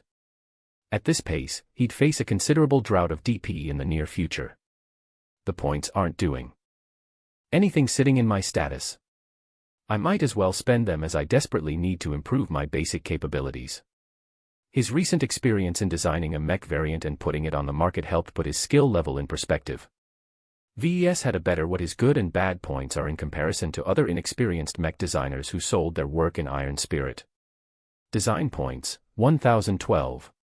Concentration, 1. Evaluation, a loser on the right track. His status hardly changed since the last time he viewed it. Only his concentration had improved by 0.1. While he could work hard to raise his attributes and skills on his own, the system could do the same. While he could have bought more equipment or pets from the system, what he really needed right now was to improve his own capabilities. VES had enough sense not to rely too much on external help. After browsing the shop and the skill tree for a couple of hours, VES formed a spending strategy based on the prices set by the system. Attributes formed the basics. Not all of them were useful, but intelligence, concentration and creativity had a pretty big influence in V's future limits. His creativity especially appeared deficient, something he could confirm firsthand as any casual drawing he sketched would draw looks of disgust. VES wanted to raise his 3 core attributes substantially, but if he did that, he might not get an immediate benefit for the amount he spent. They were just too big and vague. Developing his skill tree provided immediate results. He could improve practical sub-skills like increasing his proficiency when working with the 3D printer or become more proficient in balancing a mech's weight distribution. A lot of the fancier and impressive skills cost millions of DP to unlock and required the acquisition of other skills first. Those goodies were still too far away for the moment. VES spotted plenty of low-hanging fruit that could improve the value of his designs for a modest amount of DP. Frankly, VES was spoiled for choice. But if he wanted to accomplish 100 sales within a month and earn enough credits to meet his interest payment, he needed to ignore the extras and focus on the moneymakers. Spreading himself out in too many areas of interest would dilute his gains, resulting in a marginal increase in the value of his designs. An improvement of 1% in every category was not as eye-catching as a jump in 10% in a single criteria. I need to think deep about this. My choices here will affect the rest of my career. Many star designers gained their fame from standing out in a particular aspect. Raul, the armorer Mendoza, was a genius in the area of developing new armor alloys and employing them in ingenious ways in his mech designs. The mechs his company manufactured supposedly boasted the highest survival rate. Another star that VES admired was Jonathan Rasmussen, known as Apollo. He only developed one line of mechs in his entire life, Sunburst series. Each of the Sunbursts incorporated fire attacks in its arsenal, and they grew increasingly refined with the development of every new generation. In 50 years, Apollo had introduced the Sunburst as a quirky but niche mech into the pinnacle of heat-based mechs. Naturally, there were also stars who went in the opposite direction. The polymath, Claire Gramza, possessed one of the most formidable intellects in human space. Any field she put her mind into, from physics to computer science, she reached the top. She was also notoriously prolific in pushing out designs, many of them incorporating the latest advances in whatever field of science she was studying at the moment. VES knew he wasn't a genius who could spread his attention everywhere, so he had no intentions of imitating the polymath. He'd be better off imitating the previous two examples and pick one or two things he could do better. He always did better in the mechanical side of things. His skill proficiency in his status screen reflected this. VES browsed the skill tree and picked a couple of interesting choices. 3D printer proficiency I. 200 DP. Jury rigging I. 150 DP. Lightweight armor optimization I. 200 DP. Speed tuning I. 200 DP. His choices reflected a bias on light mechs. This was a practical decision reflecting his economic circumstances.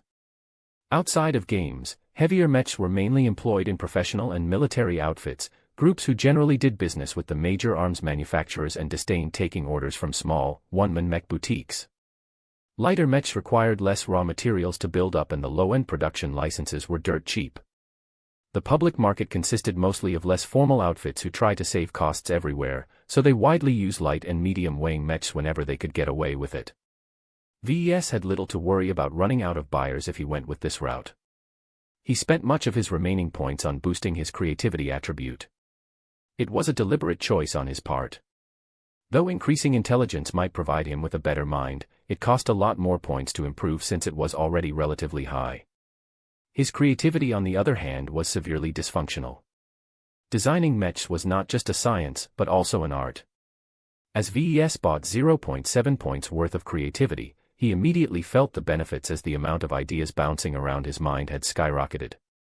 He looked around and saw the world in a slightly different way.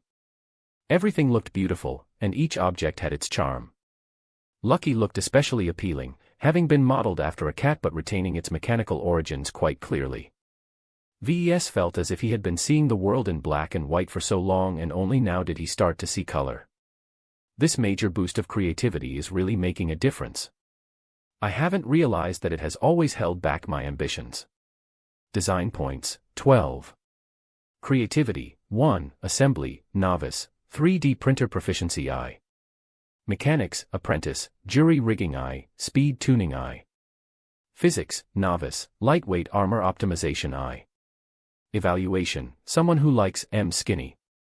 The results of his spending put VES in a good mood. He was itching to engage the designer and let his creativity loose once he finished selecting a couple of virtual licenses in the game. Just before he visited the in-game market, VES first looked up his 2RE variant and chose to let Iron Spirit take care of the manufacturing. The minimum price rose to 3,200 gold, which was still not too pricey but not the best deal available on the market. This time he left the price alone, as he wasn't intending to earn a profit this time. He just wanted to reach 100 sales as soon as possible. Not that anyone is stupid enough to throw 3,200 gold on an ugly mech like the 2RE. Now that I've raised several of my skills, I can see the flaws from its crude design. I'm really embarrassed I actually built such an abomination. Still, a sale was a sale, so VES hadn't deleted the design from his account. VES spent the next few hours scouring the components section of the market. His new sub-skills helped weed out the awful parts from his selection. His improved creativity allowed him to consider unconventional combinations. Though difficult to implement, he might be able to forcibly cobble them together with his jury rigging skill. He eventually settled for purchasing the virtual licenses of a couple of good quality 1-star components. Astoria Experimental Flight System, 25,000 bright credits. Fayette ECM-MK I, 7,000 bright credits. Red-Eye Assisted Aim Module, 9,999 bright credits. MTTR Removable Battery Pack, 3,000 bright credits. Harkenix Light DMR version 3, 19,999 bright credits. Festive Cloud Generator, 5,000 bright credits. Mirant 21 Ultralight Armor Plating, 10,000 bright credits. Almost 80,000 bright credits exited his spending account as VES finalized his purchases. Parting with half of his newly gained credits hurt, but he consoled himself for making the necessary investments. The component licenses he chose performed exceptionally in the 1-star range. Their high prices also ensured that not many of V's competitors incorporated the components in their own designs. The 1-star mechs ultimately served as training wheels for new potentates, so it wasn't worth investing too much when one had access to much better mechs in a few years. Overall, the parts VES had licensed all revolved around enhancing flight. The early mechs such as the Fantasia lacked flight options due to the immaturity of flight technology back those ages. The Astoria flight system had been invented 100 years after the introduction of the Fantasia, and featured lackluster power, short flight capacity and an oversized wing profile that was easy to damage. But it did the job. It had been one of the first successful modules to allow for mechs to fly in standard planetary conditions, thus introducing a new dimension in mech battles. Let's get to work. I have to integrate them into a single coordinated platform. VES opened the systems designer and loaded the stock Fantasia 2R model in his virtual workspace. He loaded the components he just bought one by one and spent hours integrating them properly into the Fantasia 2R's frame. It was never as simple as bolting them on. Each placement needed careful judgment and tedious work. The Astoria wings came first, its huge skeletal wing bones flaring impressively outwards, making the Fantasia appear like a fallen angel. Its combination of thrusters and anti-gravity systems meant the wings had been designed to maximize its surface area. This also made it easy to damage, as any casual hit could reduce the component's performance and ground the mech. To combat this vulnerability, VES chose to carefully bulk the Astoria's limbs with the Mirant 21 ultralight armor plating. This was a delicate and error-prone job, one that could easily reduce the flight system's efficiency by a drastic amount. He ultimately had to spend an entire day trying to get it right. He placed the Fayette electronic countermeasure or ECM over the left eye, making sure to align it so the short antenna extended from the Fantasia's ear. The ECM ensured that automated and aim-assisted systems had a harder time tracking the mech. It worked particularly well against guided missiles, as long as they were from the same tier. The red eye-assisted aim module had been placed over the other eye. Its red, gleaming lens giving the Fantasia a menacing look. The red eye performed well against mechs without ECM, helping pilots keep their aim onto enemy mechs once they acquired their targets. Aim assistance was practically essential in all low-tier flying mechs. Pilots simply couldn't aim steadily enough if they jerked around in the air. All of these systems drained energy, especially the flight system. The modules came with their own energy storage, but as one-star parts they lacked endurance compared to modern alternatives. This required VES to place rectangular MTTR battery packs anywhere he could fit on the Fantasia without overburdening the frame. The only place he could fit more battery packs was at the front upper torso. He papered over the vulnerable packs with additional ultralight armor plating. He placed most of them around the waist, making the chassis look like it wore an overfilled tool belt. The great thing about the MTTR was that the packs were disposable, allowing pilots to eject them once they were drained of energy. He covered them up with Mirant 21 armor plates to make them less prone to damage. Finally, he added in an unconventional but potentially effective system, the Festive Cloud Generator. A specialty of Cloudy Curtain, VES had visited many mech shows on his home planet that used the colorful cloud generator to create patterns in the sky. Though its bright colors hardly helped with stealth, VES thought that it might help obscure the Fantasia and its vulnerable wings if placed on the rear just underneath the Astoria. Once he had integrated all of these components, he set the Fantasia's default weaponry to be a bog-standard combat knife and the new Harkonix Light DMR. Not quite a sniper rifle nor a standard assault rifle, the Harkonix nevertheless offered precision at a generous firing rate. The rifle's hefty power requirements necessitated a power coupling with the mech, meaning that if the Fantasia dropped the DMR, it couldn't be fired anymore. Once VES brought all of the newly bought parts together, the new variant looked nothing like its stock model. Though it gained a generous amount of mass, the new Fantasia also appeared like a predator, capable of striking down any interlopers from afar.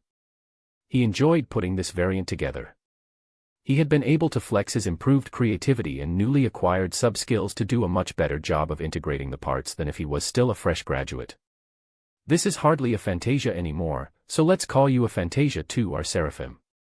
Before VES submitted the design for approval, he painted over the entire frame in Cloudy Curtain's national colors. It made the Fantasia appear as if it was born in the skies. Design evaluation, Fantasia 2R Seraphim. Variant name, Fantasia 2R Seraphim. Weight classification, light. Recommended role, aerial marksman. Armor, D. Aesthetics, A. Endurance, D-. Energy efficiency, D-. Flexibility, C+. Firepower, C. Integrity, F+. Mobility, A-. X factor, F, deviance, 44%. Performance improvement, 17%. Overall evaluation, the Fantasia 2R Seraphim features a superior aerial performance at a horrible cost. Its performance in close-ranged combat has been sacrificed for powerful long-ranged firepower. The mech is able to outperform its opponents as long as it has energy to spare, which isn't much. The Seraphim further shines out due to its attractive appeal. You have received 50 design points for completing an original design with a performance improvement of over 10%. VES hooped into the air with a cheer. He actually did it. He completed a custom design that outperformed the base model significantly. Sure, he overspent way too much to achieve such a boost, but it nonetheless propelled his Seraphim in the top tier of custom Fantasias. Chapter 6, Taking Flight. When VES uploaded the new Seraphim design on the market, he quickly bought the required. Unlike the 2RE, the Seraphim boasted a much more complex integration of disparate components. A working model demanded that VES take much better care of the fabrication and assembly of parts. His increased proficiency in working with the 3D printer helped him in printing out parts with less deviation than normal, which further assisted him in making the assembly occur without many problems. VES received a nasty fright once he saw the final bill for the frame. I already have to spend 4,400 gold on the raw materials alone. If I let Iron Spirit automate its production, then the final price will at least be doubled. A 1-star mech that cost 8,800 gold to buy was an absolute luxury in the game. It took an average player months to build up such a fortune. VES decided to add a credit price to his model. Since it's a high-performing model, I can at least feel justified if I charge real money for the Seraphim. He set a modest price of 3,300 bright credits per model, which was already at the floor of what the game asked of him. If he sold his mechs with bright credits, the cost of materials and manufacturing would also be deducted from the same currency, so in essence VES earned no profits at this price. 3,300 bright credits still put the Seraphim well into the premium bracket. VES felt a little nervous of competing against more well-designed models that mech pilots could acquire at this price. I don't believe my Fantasia will do too badly. It's one of the few flight-capable mechs in this tier after all. That's got to be worth something. VES refused to sit on his laurels after he finished putting the Seraphim on sale. There were thousands of customized Fantasia models and millions of other 1-star variants in the market. Hundreds of new creations popped up every day, so VES had to go the extra mile in order to make his product stand out from the competition. First he visited all the major mech enthusiast board on the galactic net and shamelessly made some posts exaggerating the Seraphim's performance. He then visited Cloudy Curtain's virtual mech pilot community and exhorted the Seraphim as a patriotic purchase, as it integrated the planet's famed festive cloud generator. Though his online postings might generate a minor amount of attention, there was really too much crap on the net these days. His pathetic attempts at advertisement might as well be a drop in the ocean. After considering the issue for a few minutes, VES decided to take the plunge and enlisted a short-term advertising service from the game. Iron Spirit featured a sprawling market, and the developers recognized that some designers wanted their own creations to stand out. So Iron Spirit's marketplace offered several methods in which to make a model stand out, such as putting them on top of search results, or putting them on display in the virtual environment. The cheapest option started at 1,000 bright credits a day, and VES bought a package deal of 9,000 credits for 10 days of sporadic advertisement. This only left VES with 11,000 credits in his accounts, which almost turned him into a pauper. Making money comes later. Right now, it's best for me to complete the system's mission. I'll earn much more once I receive a real production license. Peddling thousands of digital mechs in a game just can't compare to making a single sale in the real universe. After finishing his publication, VES had plenty of time left, so he got back to the designer to come up with cheaper variants. His experience with modifying the Fantasia model helped him figure the areas that could be improved. Let's start with up-armoring the chassis. As VES tinkered with his designs, someone else on Cloudy Curtain logged into Iron Spirit and checked out V's profile as a habit. Oh. Triceratops widened his eyes. Chasing Clouds finally uploaded a new mech. Let's see if it looks stupider than his first creation. The teenager figured the new Fantasia might sport an exaggerated chest or something. What he encountered instead was a marvelous visage. The highly customized mech looked like a Fantasia on steroids. Its wide, stretching wings occasionally poked out of the celestial clouds that emitted from the rear. The rainbow coloration offered little utility in combat, but it made the Fantasia look as if it stepped out of heaven. Only the custom mech's menacing red eye and lengthy marksman rifle gave the model some teeth. Triceratops quickly figured out the mech had been made for sniping in the air. Aerial sniping was one of the most difficult specializations a pilot could focus on, but at least this mech included a built-in aim assist module. So it's called a Seraphim, huh? It sure turned the Fantasia into something incredible. The mech excelled in both looks and performance. Though Triceratops intended to specialize in piloting medium-weight mechs, he nonetheless grew interested in buying the Seraphim and adding it to his mech stables. His eyes scrolled down the specifications sheet in admiration before ending up at the prices. PFFF. What? 3,300 credits. That's a ripoff. At least the gold price looks more reasonable. Unfortunately, 4,400 gold was out of his price range. He hadn't outgrown his Groningen mech yet. Triceratops calmed down and stopped his impulsive urge to purchase the Seraphim. If he knew that the gold price of the Seraphim doubled once the handcrafted model was sold, he'd likely spit his lunch. As for paying in credits, a kid like him only had 50 credits in pocket money, far too insufficient to splurge on an in-game item. His parents would scold him for wasting so much money. This mech is out of my price range. There's no way I can buy this luxury model. But I think I know someone who can. Let me check my friend list. Triceratops, yo buddy, are you available? The Seventh Snake, what up? Triceratops, I found a new mech variant on the market.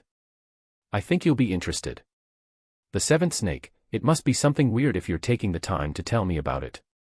Give me a name, I'll check it out. Triceratops, Fantasia 2 are Seraphim. The Seventh Snake, damn, you're right. This is the best Fantasia I've seen up till now. But what is up with the price? I could buy a top-performing flight mech with all that gold and still have some left for some bling. Triceratops, all of those mechs look like birds or underfed men. This is one of the few Fantasias with a decently integrated flight system. You can even do some cool tricks with the cloud generator. Just give it a spin, man. The Seventh Snake, why are you trying to push me this mech anyway? Do you know chasing clouds? Triceratops, nah. I lost an arena match against another custom Fantasia by the same designer. I've been keeping my eye on him since then, since he managed to come up with something stupid. The Seventh Snake, okay, let me see his profile, the Fantasia 2RE, right. It's the only other model on his account. Oh. Triceratops. The Seventh Snake, ha ha ha ha XD. Triceratops, yeah, I know. The Seventh Snake, you've got to send me the replay footage of that match. Triceratops, forget about it. The Seventh Snake, play Oz. Triceratops, I'll send it to you if you'll buy the Seraphim. The Seventh Snake, sure. Done. Triceratops checked his friend's public profile and indeed, the angelic mech had just been added to his mech stable. He was sure the Seventh Snake bought the mech with credits. Earning gold in the Bronze League was hard. The Snake could afford to waste a couple of thousand credits away with a rich daddy. Having no other choice, Triceratops sent the replay file to his friend. A few minutes went by. The Seventh Snake, XD, no wonder you're so obsessed. You got pounded by someone's ass.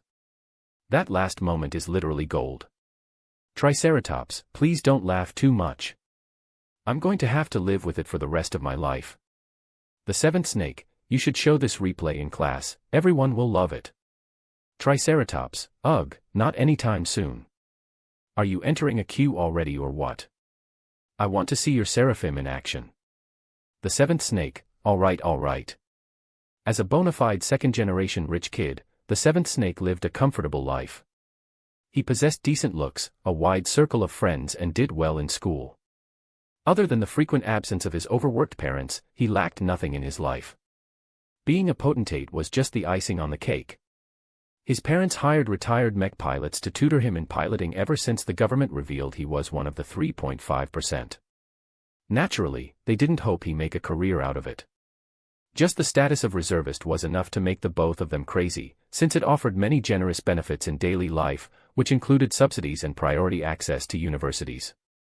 His parents even bought him a personalized mech simulator so he could play Iron Spirit at home. Right now, the matchmaking finished finding an opponent for the seventh snake. Curious, he checked his opponent's profile while the game loaded the battlefield. Player profile. Nickname, Cassie the Fox. League, Bronze. Wins/losses/draws, 307/276/0, equipped mech, Orion Incorporated Excelsior EE, 26, stock. Weight classification, heavy. A girl, The Excelsior is a tough nut to crack. Many players rank the Excelsior as one of the top 51-star stock mechs in Iron Spirit. Its 4 heavy legs provided remarkable stability while its centaur-like torso boasted 20% more armor than a bipedal equivalent. What made the mech so infamous was that it had been crammed with energy weapons. It boasted enough lasers to tear anything in the air to shreds. Only the mech's slow speed, average target acquisition and terrible heat venting issues stopped it from reaching the top 10. Lucky enough, the map selected by the game featured lots of canyons amid a desert environment. The Excelsior wouldn't be able to find a pool of water to assist it in venting any excessive heat. Once the match started, the seventh snake instantly engaged his Astoria wings and ascended the canyon, finally landing on top of a plateau with a commanding view. Though his flight had followed a jerky and unstable trajectory, it was nonetheless impressive that he maintained control of his mech despite flying the mech for the first time. The Astoria is a lot rougher than the flight systems I trained with. There's no stabilization. Regular reservists only learned how to control a flying mech in their last years in class. The seventh snake had a head start due receiving plenty of tutoring. Otherwise he wouldn't have been confident in purchasing and using the Seraphim in battle while his friend Triceratops spectated this match. You must be watching me, right? Let me give you a show then. The Fantasia 2R Seraphim extended its hair sensors in every direction as it engaged in active scanning. This revealed its position, but the seventh snake didn't mind it as he knew the Excelsior couldn't reach this high up. After a few seconds, his radar displayed a new blip. So she's not even hiding. Good, saves me the trouble of combing the valleys. Cassie the Fox chose to make her stand in an open field with only a few cliffs and canyons nearby. Her choice reflected a desire to keep all angles clear so her lasers would have a clear line of fire. Her Excelsior's quadruple legs had already dug into the soil, increasing the mech's stability. Cassie the Fox wanted to slug it out. I'm not afraid of you. The seventh snake roared as he lifted off and flew towards his opponent, toggling on the cloud generator in order to announce his passage. The Excelsior had been caught off guard by the majestic entrance. The Seraphim immediately opened fire, its DMR spitting out compressed energy bolts at a telling frequency. Some of them even landed glancing blows on the Excelsior despite the Seraphim's speedy flight. The enemy pilot regained her composure upon getting his. She raised her Excelsior's arms and released a cascade of laser fire from its built-in barrels. The Seraphim's ECM helped muzzle the accuracy of the lasers, but the barrage of fire overwhelmed his awkward dodging. You annoying fly. Cassie the Fox screeched in the public channel. It doesn't matter how many gimmicks you use, I'll still sweat you down. Try hitting me more than a couple times before you boast. The girl realized she was overreacting and calmed down, slowing her fire rate. Though it meant her chances of hitting the Seraphim went down, it also delayed the time when her mech grew too hot to continue firing lasers. The battle between the two mechs progressed into a battle of attrition. The heavier mech relied on its prodigious armor to tank the DMR's punishing blows, while the Seraphim relied on its aerial superiority and ECM to avoid most of the lasers shot in its way. The Excelsior would be at a disadvantage once its heat had built up too much, but the Seraphim would also fall into trouble once its energy reserves ran out. Flying wasted a lot of energy. The Seraphim constantly ejected energy packs from its chassis as the seventh snake kept dodging in the air. The mech had painted half the sky with streaks of rainbow clouds, as if it was transforming the battlefield into a piece of heaven. All of that would stop once the Seraphim exhausted its energy. Without flight and a working rifle, the light mech was a sitting duck. It's so unfair to let heavy mechs fight against light ones. This really is the Seraphim's worst matchup. Heavier mechs offered more space for armor, energy, cooling and weapons. They always won battles of attrition due to their higher overall capacity.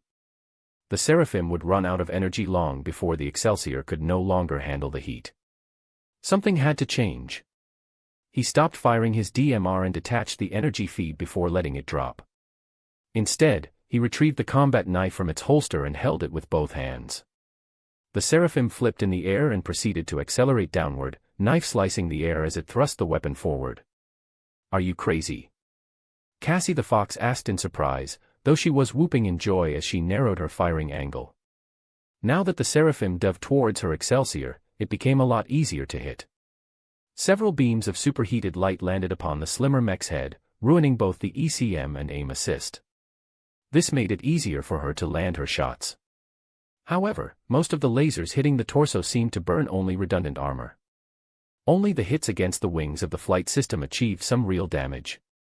Fortunately, the Seraphim pretty much relied on momentum to dive downwards, so the loss in downward thrust hardly affected the mech by now. Its cloud generator kept pumping out a colorful stream of vapor, making it seem as if the falling Seraphim was the embodiment of God's punishment. The distance between the two mechs closed rapidly, and just before the two mechs collided, both pilots moved. The Excelsior wasn't stupid to just stand there and take the hit. Cassie the Fox redirected her emergency power towards the Excelsior's legs, allowing it to jump to the side with a surprising spring. The Seraphim already anticipated such a move. With only 100 meters to go, the feminine mech made another aerial flip, adjusting its fall along the enemy's trajectory while pointing the mech's heels downwards. The two collided in a massive crash with an impact that echoed across the canyon walls. Triceratops, who had been spectating to the side with rapt attention, could not even distinguish whether the Seraphim's suicide bombing had succeeded. Smoke, flame, and colorful smoke engulfed the crash site, making it unclear if anything was still left intact. Damn it, who won? Chapter 7, Queen of the Skies. Winner, Cassie the Fox. I lost. The seventh snake sat back in his chair, exhausted even though he had been playing a simulation. The desperate dodging, the careful shots, that impulsive dive at the end. The high-intensity action echoed with his heart. He did not even begrudge his loss to Cassie the Fox. That final dive had been an attack that would have resulted in a Pyrrhic victory at best. Fighting in a way that killed 1,000 men while losing 800 might be fine in Iron Spirit where repairs were cheap and fast. In the real universe, such a reckless action was a good way to find yourself into a coffin or retired to a desk job. Triceratops, that was amazing, surprised face. The seventh snake, I know. I'm going to pay for it in repairs. Triceratops, man, you really should have won. That dive was so brilliant, especially the way you contorted your mech at the last moment. The seventh snake, nah, I deserve that loss. I was too caught up in the moment to realize the Fantasia's legs couldn't possibly penetrate the shell of an Excelsior. For all his practice sessions, he still lacked the maturity and experience of an actual pilot. He was still young, so he could afford to make those kinds of mistakes. Triceratops, so how was the Seraphim? Do you regret buying it? The seventh snake, it's definitely worth it, though I can't say the same for everyone. It has a very uneven performance. As long as you have enough energy, it's great, but if you run out, you're dead. I have a feeling I'm not going to be finished performing diving attacks. Triceratops, yeah, it would suck if you have to face off against a heavy mech again. They could just tire you out. So how does it compare to your other flight mechs? The seventh snake, the firepower isn't the best. It's fast and agile, but it came at a cost to armor and endurance. It's the perfect long-ranged harasser, but there's other mechs that can do the same job a little better. Still, I like this mech. It's really beautiful and I love the cloud generator. It makes me want to pilot this mech all day. Triceratops, do you mind if I share the replay with the others? The seventh snake, haha sure. Do what you want. While the seventh snake dove back into the arena, Triceratops sent the replay to his friends with a note to check out the new variant. Not everyone watched it, as a lot of them were not in the game or weren't interested. Those that did found the Seraphim to be a very impressive-looking variant of the old Fantasia. Only when they searched for the mech in the marketplace did they receive a fright. Some of them even left disparaging comments in the mech store page. 8,800 gold apiece. I don't even earn that much in a year. Whoever pays 3,300 credits for this underspec mech is an idiot. Fucking get your brain checked, you greedy price gouger. This mech is too sexist. There's no reason at all enlarge its front chest. Mechs don't wear bras. Some of these potentates forwarded the replay to their other friends and mentioned the Seraphim's price. This caused a further ripple in admiration over the mech's beauty and scorn over its price. In the end, the sensation died down and nobody took the plunge to purchase the mech. In the meantime, the seventh snake kept throwing himself into solo matches. He achieved a record of 12 wins and 5 losses so far, an impressive ratio, but nothing to boast about. Very few flying mechs appeared in the Bronze League, so some pilots went into battle without carrying ranged weapons. These hot-blooded youths who wanted to get right into the opponent's face could only cry as the Seraphim gracefully drew a rainbow in the air while pelting them with energy bolts. Only snipers and heavy mechs posed a threat to him. Their advantage in firepower or armor was so decisive that they had the Seraphim in the palm of their hands. The next match proved to be the most exciting one of the day for the seventh snake. His opponent surprisingly piloted another flying mech. Nickname, Dire_Wolf. Wins/losses/draws, 524/360/3, equipped mech, Lost Constellations Model VF-5, custom. Weight classification, medium. Damn, this is a scary opponent. What is up with that insane win ratio? I've never seen a ratio that high in the Bronze League. The seventh snake was sweating in his seat. The mech model also caused him to raise his vigilance. The Lost Constellations Company was one of the more mysterious mech manufacturers even way back then at the start of the age of mechs. They adhered to a different design philosophy and were the first to introduce animal-shaped mechs in the battlefield. The famed Model VF had been designed like a vulture. It traded speed for power and endurance. Though slow to catch up to any light mechs, it pumped out powerful shells from its cannons that could even shred heavy armor as long as it fired long enough. Though its ammunition was prone to run in extended battles, the Model VF was still able to pose a threat in melee range with its powerful reinforced claw and beak attacks. The VF-5 his opponent piloted was undoubtedly a customized variant. Anything could be different from its stock model. The seventh snake had no way of guessing what his opponent preferred, and simply reserved his judgment. The battlefield finally loaded, revealing an empty urban environment.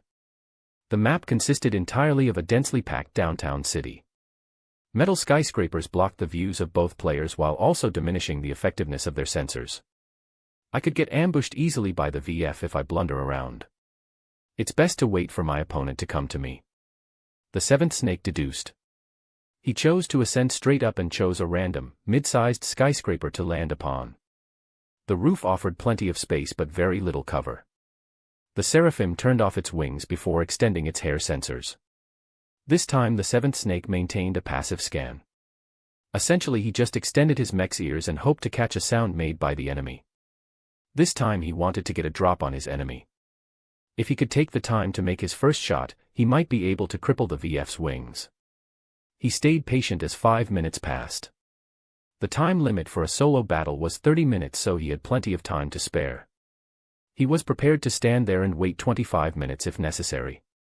He really couldn't relax against an opponent with such an impressive win record. The sweat trickled down the back of his neck as he continued waiting patiently. The alarm at the 13th minute almost threw him off the seat. Finally, you moved. The Seraphim retracted its sensors, turned around and carefully approached the edge of the roof in the direction of the opponent. He spotted the VF-5 hovering at a generous pace, reserving its speed but making sure to keep up a juking pattern in its flight. He's trying to draw me out. And he doesn't know my Fantasia is sporting a flight system. The enemy was aware the Fantasia boasted a considerable sensor range.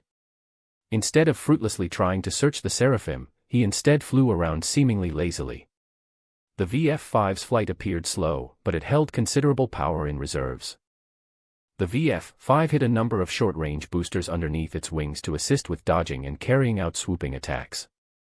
The seventh snake chose to take his time to aim. His sensors had detected the VF-5 a fair distance away. Together with all the sensor pollution the crowded urban environment offered, he had a 90% certainty the enemy hadn't spotted him yet. The Seraphim's red-eye module shone a little brighter as it locked onto the VF-5's left cannon, just underneath its wing. Since he hadn't received any sniper training, the seventh snake fired upon the moment he felt a buzz. The energy bolt that left the DMR's barrel soared through the air in a rapid flight towards the vulture-like mech.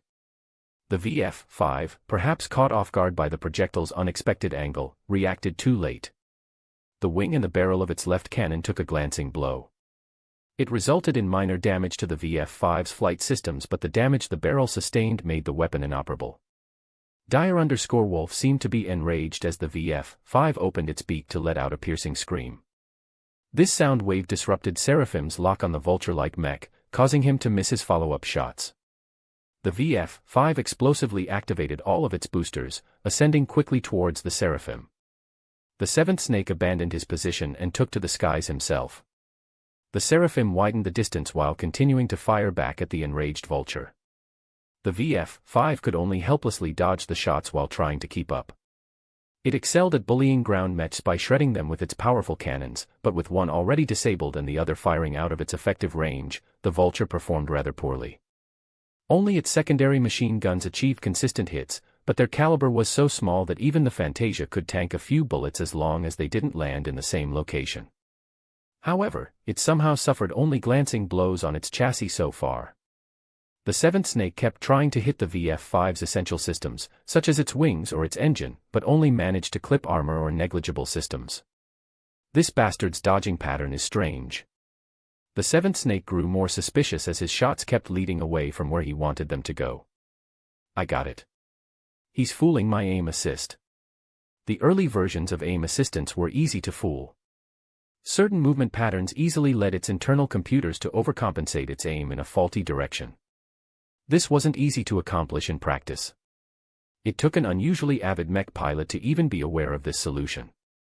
In any case, now that he knew what was wrong, he disabled the red eye. This pretty much had an immediate impact on his DMR's accuracy. His shots spread much wider now, sometimes missing the vulture by 30 meters even. He couldn't help it. Firing a rifle in midair was hard enough. Traveling swiftly while trying to dodge the vulture's return fire only added to the instability. Nevertheless, the almost perfectly random distribution of shots threw the vulture off guard for a second time. Since even the Seraphim's pilot couldn't predict where his shots landed, his opponent could forget about figuring out a pattern. The exchange continued on for a handful of minutes. The VF-5 appeared miserable as its chassis sported a lot of scorch marks and ran low on ammunition. It succeeded in preserving its important systems, only suffering major damage to its massive wings. The vulture was built to be robust among the flyers, so even if it lost half its wings, it still maintained its capability to stay afloat.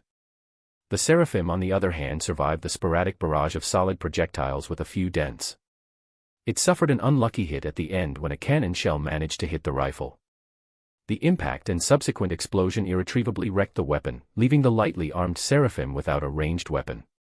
Just as well. I only have a third of my energy left. Both sides knew that this match would be decided up close. The Seraphim ceased running, turned around and approached the VF-5 cautiously while unsheathing its combat knife. The rainbow cloud spurting from its rear gave the angelic mecha-majestic appearance, as if it was a queen that claimed the skies as its domain. The VF-5 let out an indignant cry from its beak as it accelerated in a sudden fashion, eager to challenge the interloper. While its half-wrecked wings reduced the power of its flight, its plentiful thrusters still provided a substantial amount of explosive acceleration. The vulture flew out with its sharp and menacing claws stretched out.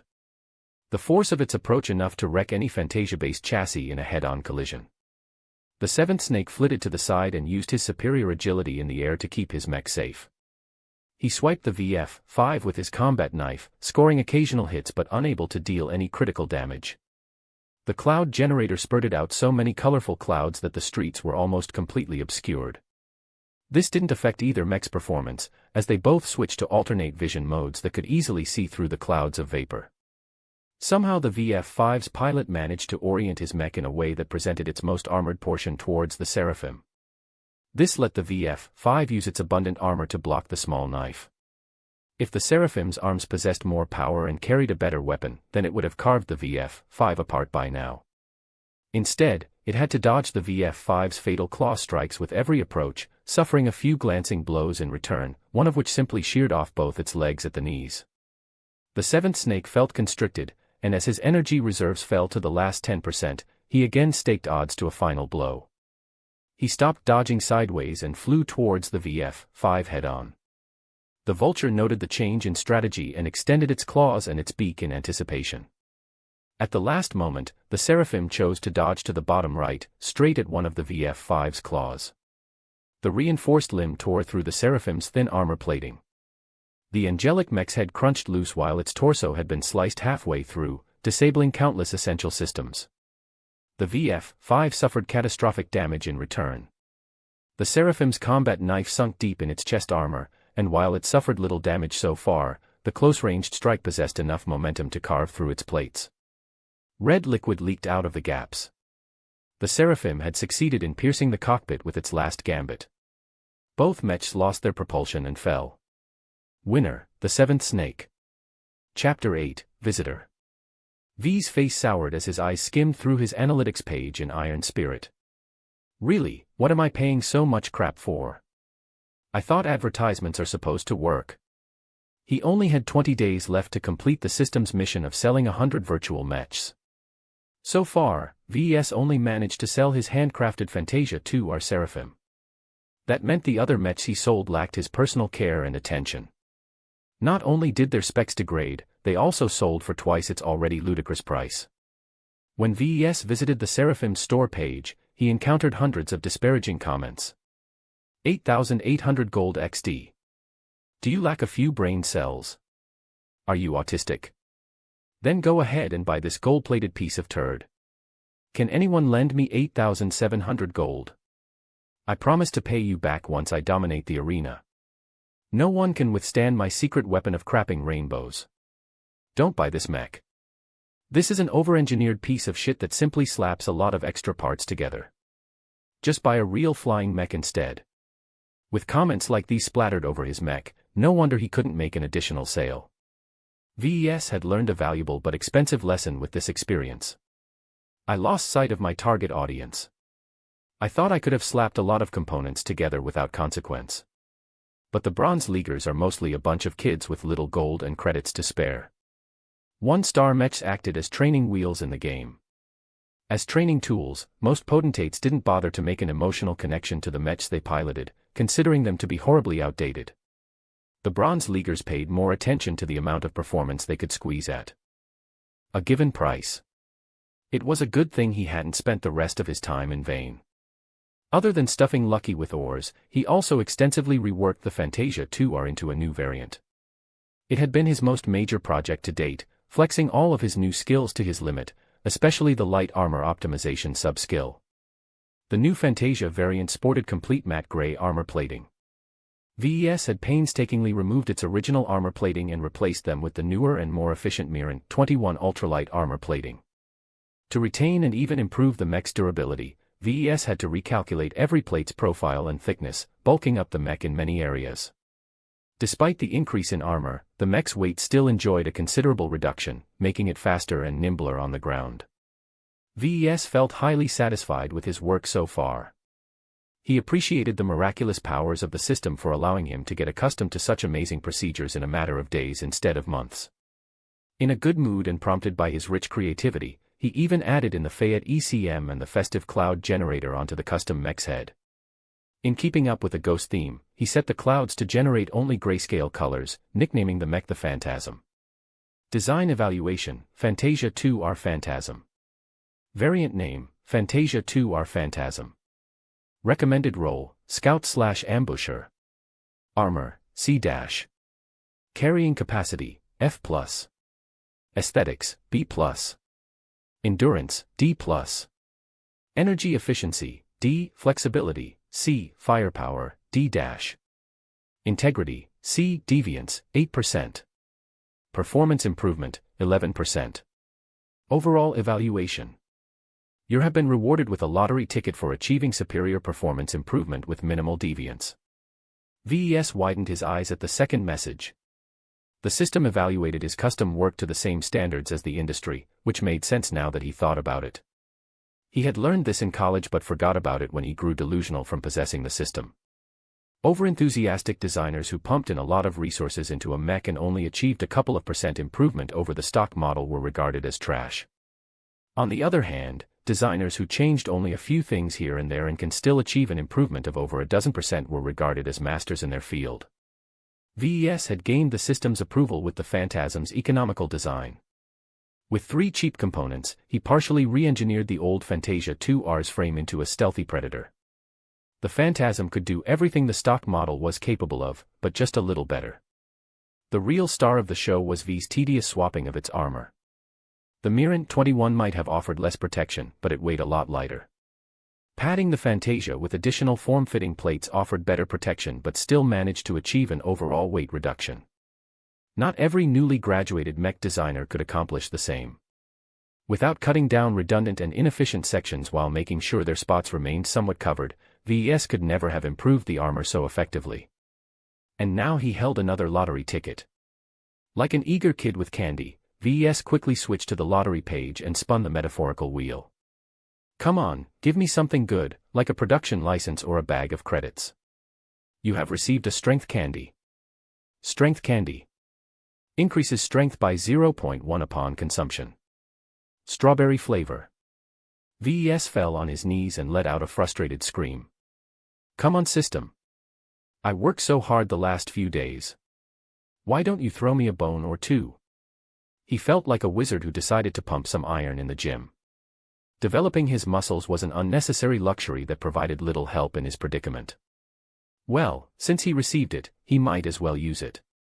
After popping the gift in his mouth, he checked his status again. Design points, 113. Strength, 0.7.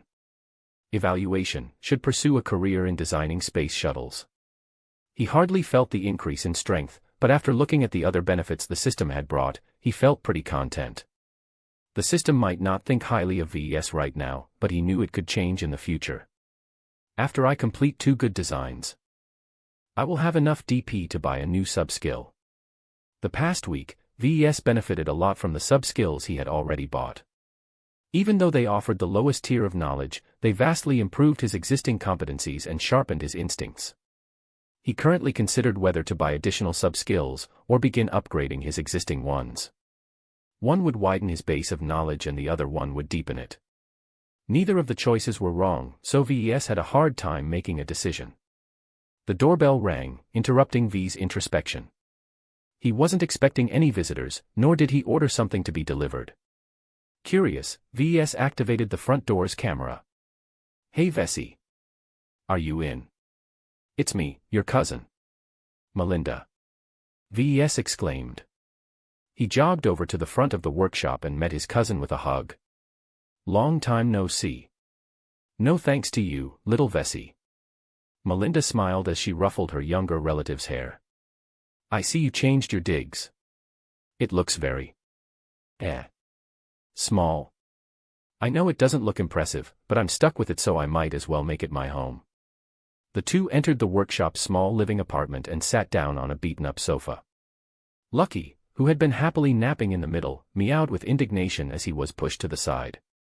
Oh, it's so cute. Melinda gushed as she picked up the cat. What's its name? I call him Lucky. I'm counting on him to turn my life around. VES responded, then sighed.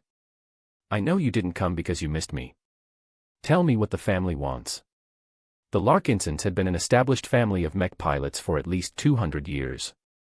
Though they lacked wealth and a deeper foundation in the circles of power, they managed to firmly root themselves in the military. Together with dozens of other families, they constituted the Bright Republic's unofficial military aristocracy. Grandpa's been busy at headquarters, so he couldn't spare much time searching for what happened with your dad. With his resources, the only thing he managed to figure out was that it wasn't related to the mech corps. Talk about V's missing dad lowered his mood. He tightened his fist. I don't know where Dad ended up, but I'm sure he's still alive. We all hope so, Vesey. But life has to go on. We can't put our lives on pause. Your aunts and uncles are quite worried about the debt your dad accrued in order to afford all of this. It's too extravagant. They think you're still 20 years too young to take up the responsibility to run your own mech business. So they disapprove, huh? They only want what's best for you. Melinda replied as she put her hand on his shoulder. You can still turn around and give up the assets to the bank. With your qualifications, my dad can fast-track you into the mech corps as a technician. You'll be able to get loads of hands-on experience repairing and modifying next-generation military mechs. Your job prospects will improve a lot once you've got a couple of tours of service under your belt. VES shook his head. It sounds safe, but it's too slow for me. I want to make a name for myself as a mech designer, not a technician or repairman. Most star designers start their career young. That doesn't mean you have to follow their footsteps. Without a formidable background like wealth or connections, you don't possess the qualifications to enter a cutthroat business like selling mechs. He wanted to tell Melinda that she was wrong. VES did enjoy a background advantage. His father's mech designer system had given him a lot of help and could be counted on to help him find his footing in the business. But he couldn't mention it to his cousin. The system was strange and unique, and VES might lose his life if others wanted to rob this advantage. Melinda, I understand where you're coming from, but I chose to shoulder the risks. This is my father's legacy, after all. He gave up his home, his savings, and even his personal mech to scrounge up the loans to fund this little workshop. At worst, I'll just be declared bankrupt and the assets will get taken away a little later. It's not shameful for an entrepreneur to suffer a bankruptcy. At least I'll be content to know I tried. His cousin sighed, but didn't press on. I thought you'd choose to do so. I guess the only thing I can bring back to the family is to tell them about your resolve. Grandpa also told me that if you decided to stay this course, he'll lean on the bank to make sure they don't pull any dirty tricks. Thanks. It helps out a lot if I don't have to worry about the bank changing its terms. I'm confident I can work this out on my own. I already have some plans in the works. Oh. Can you show me some of your work? VES brought his cousin to the working area of the shop. He activated the terminal and logged into his Iron Spirit designer account. I've been trying to make a name for myself as a designer in the game. I've made a deal with, I can't say who. I only need to do well and sell enough virtual mechs to receive some additional startup resources for my real business. Let me show you my 2 latest designs. The Seraphim awed his cousin for its graceful appearance. She grinned and pinched V's cheek. So you started to fiddle with the Fantasia, huh? Do you need me to introduce you to some ladies I know? Melinda, I'm not a kid anymore. So other than its gender, tell me what you think about my mech. The Seraphim showcases your fundamentals. You've impressed me with how decently you incorporated all of the components together. While I'm not too familiar with the Fantasia chassis anymore, I'm sure it performs decently in the air. It's just... Yeah, I know. It costs a fortune for a 1-star light mech. At least your Phantasm looks impressive. Melinda commented as she browsed through the specs sheet. I'm not a technician, but even I can see you've worked hard reworking its armor. This is really solid work. If I was still in bronze, I'd definitely give it a spin. What's your current league? I've been in platinum for a while. I can break into diamond if I work hard. Heavens. Reaching diamond rank at her age would be an impressive feat. Only freaks of nature and nurtured aristocratic elites could boast such an accomplishment. Sometimes VES felt that his mech piloting talent had gone over to Melinda. The universe wasn't fair sometimes. Melinda noticed V's expression and flicked his forehead. Hey, no need for those thoughts. You might not have inherited all of your father's genes, but you definitely have his heart. Besides, Iron Spirit is just a game. Many of my colleagues in the Bentheim Planetary Guard don't even take it seriously. When you make a living piloting and fighting with the real thing, a game just feels too fake. Nodding, VES agreed with her words. I know.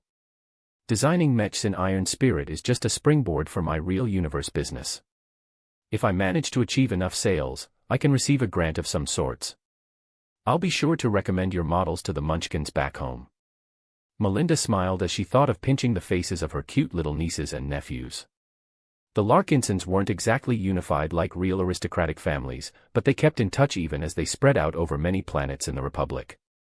The younger generation often met up and played together, if not in person then in iron spirit. Being left out of many of these circles due to lacking the aptitude to pilot a mech had distances VES a little from the peers of his age. Melinda was one of the few who kept a proactive friendship with him. It was times like these when he faced some difficulties did VES realize how much family meant to him. A warm feeling embraced his heart and he gave his cousin another hug. Chapter 9, Pest, Wanna Buy a Mech? After a hearty talk, Melinda had to leave in order to catch her flight back to Bentheim. As VES accompanied her to the door, she turned around and bumped her communicator with his wrist. "What's this?" VES asked as he activated his comm. It unfolded into a brochure. "It's the Young Tigers exhibition. Isn't it a competition for younger mech pilots to showcase their skills? I hear the Mech Corps and the local Mercenary Corps organize this event to recruit outstanding pilots. The Bright Republic publicized the YTE every year. It had practically turned into a national holiday. His father even brought him to an event when he was little. Before he found out his aptitude made piloting mechs an unreachable dream. That was 10 years ago." Melinda said and reached over and tapped the brochure, flipping it over to the next page. In recent years they expanded the program to include a mech designer contest. It's not as thrilling as the mech battles, but the Mech Corps and a few big players pay a lot of attention to the people who do well in the contest. "I see." VES nodded as he read through the brochure. It's conveniently open to mech designers who have just graduated or are in their final years in college. I guess the Republic wants to make sure it hasn't missed any talents. You should check out the rewards. VES did, and widened his eyes. First prize, Gold Cup, 1 million bright credits. Second prize, Silver Cup, 500,000 bright credits. Third prize, Bronze Cup, 200,000 bright credits. If he won first prize, then even if he couldn't meet the interest payment, he could at least afford other necessities. The raw materials to build up a mech didn't come cheap. These aren't even the real rewards, VES. If you stand out during the competition, you might be able to get an audience with the real movers and shakers of the mech business. You can get job offers and commissions if they like your style. VES smiled ruefully when he heard those words. The bigwigs probably aren't interested in a small businessman like me. I'm not one of those geniuses with fancy degrees from Mars or Estalon. Mars was the technological capital of the Greater United Terran Confederation, the oldest and most prestigious human superpower. Estalon was a hub of high-tech mech companies and stellar universities of the new Robarth Empire, the most militarily dominant human state. Most of those geniuses already have their future careers lined up, probably with one of the Galactic 500. Melinda responded with a scowl. When they come back to visit I sometimes wonder if I'm talking to a Terran or Rubarthan. It's like they forgot their roots. The Republic is a third-tier power, after all. VES lamented, not entirely sincerely. He loved his home country and its high living standards. There were benefits to loving in a peaceful backwater. Our next-gen mechs are probably considered last-gen by the first-tier superpowers. Those destined for greatness couldn't be contained by the small Bright Republic. VES knew it was no use to feel jealous about those endowed with great opportunities. It all came down to strength. If VES failed to win the first prize, then he just wasn't cut out for it. With the system backing him up, he might not excel in anything now, but it could be a different story a decade later. He waved his cousin goodbye and returned to his terminal. He reread the brochure for the YTE and registered for the competition after making sure he met all the requirements. Good thing the YTE starts in 2 months. I'm not confident of winning anything in my current state. Hopefully it'll be different when time passes. VES went back to work. He logged into Iron Spirit and put in the hours to craft the Phantasm in his virtual workshop.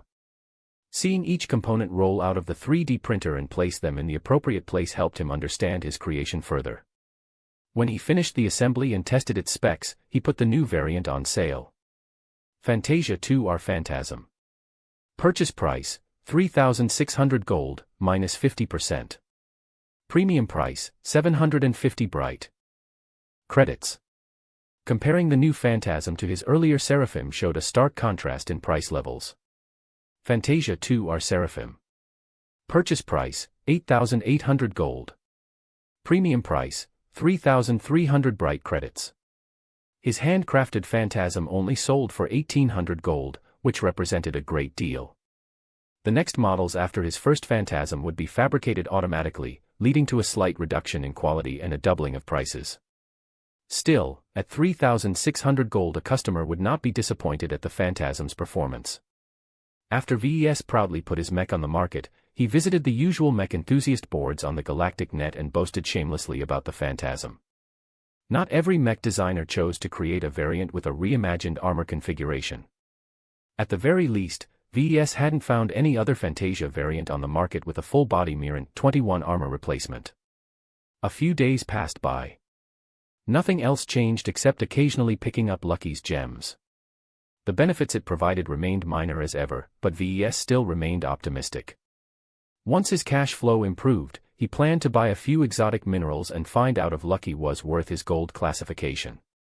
VES worked on a fourth Fantasia variant these days, this time focusing on endurance and energy efficiency. He wanted to design a model that lasted longer and could run over long distances without negatively affecting its performance in battle. Though it emphasized different demands, VES could still copy most of his work on the Phantasm to save time. After all, the Phantasm really presented a total baseline improvement over the original Fantasia 2R. In the meantime, V's store page started to receive some views. Surprisingly, a repeat customer bought his handcrafted Phantasm. The seventh snake had also bought V's handmade Seraphim. Perhaps the seventh snake could be called a fan. Then came the younger generation of the Larkinsons. While most only intended to give their big sister Melinda face by take a look, some of them grew enchanted by the Seraphim's regal grace or the Phantasm's dark elegance. One rich nephew impulsively bought the Seraphim with credits, wasting 3 months of his personal savings. A couple of other nephews and nieces purchased the Phantasm, recognizing its superior performance as an ambush predator. A few even bought the 2RE as a joke, intending to surprise their friends with the model's ultimate move. Thus VES achieved 23 sales this week. Together with the original Seraphim, he achieved 24 sales in total, almost overcoming 1/4 of his mission goal. Only when VES finished his latest customization did he log back in to check out his store page. His eyes widened with satisfaction as he realized Melinda had given him some much-needed help. The Phantasm sold well enough at the start, but its sales tapered off as no one else seemed to be interested, as only an occasional customer would come and buy. They must have been defeated by the Phantasm in a match.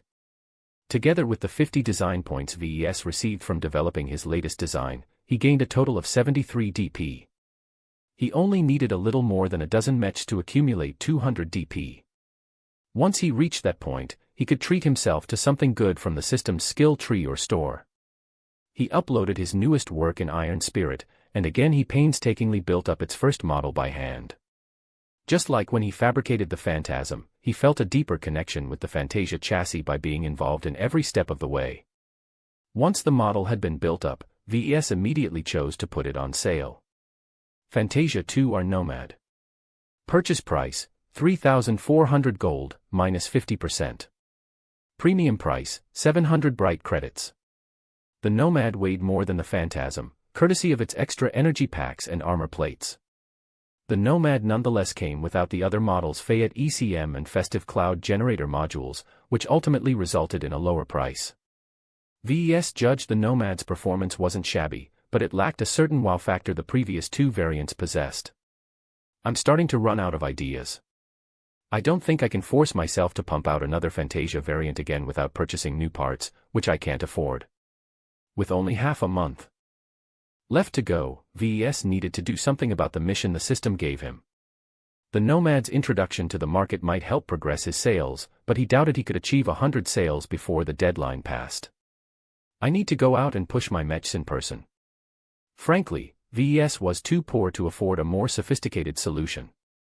While he gained a healthy amount of credits from the sale of his virtual mechs, he needed to reserve the capital for his mech boutique's future operations. Besides, his previous ad purchase in Iron Spirit had been like a drop in the ocean. VES dug into the assorted pile of junk the workshop stored in its backyard, managing to scavenge a broken, window-sized holographic picture frame. With his technical skills, it was a cinch to restore it. He fixed it up and also welded a lengthy pole underneath its frame. Once it worked, VES loaded all of his mech designs in the picture frame's memory. After a quick thought, He also added in some footage copied from some public replays featuring his matches winning. Naturally, he ignored the matches where his matches lost miserably.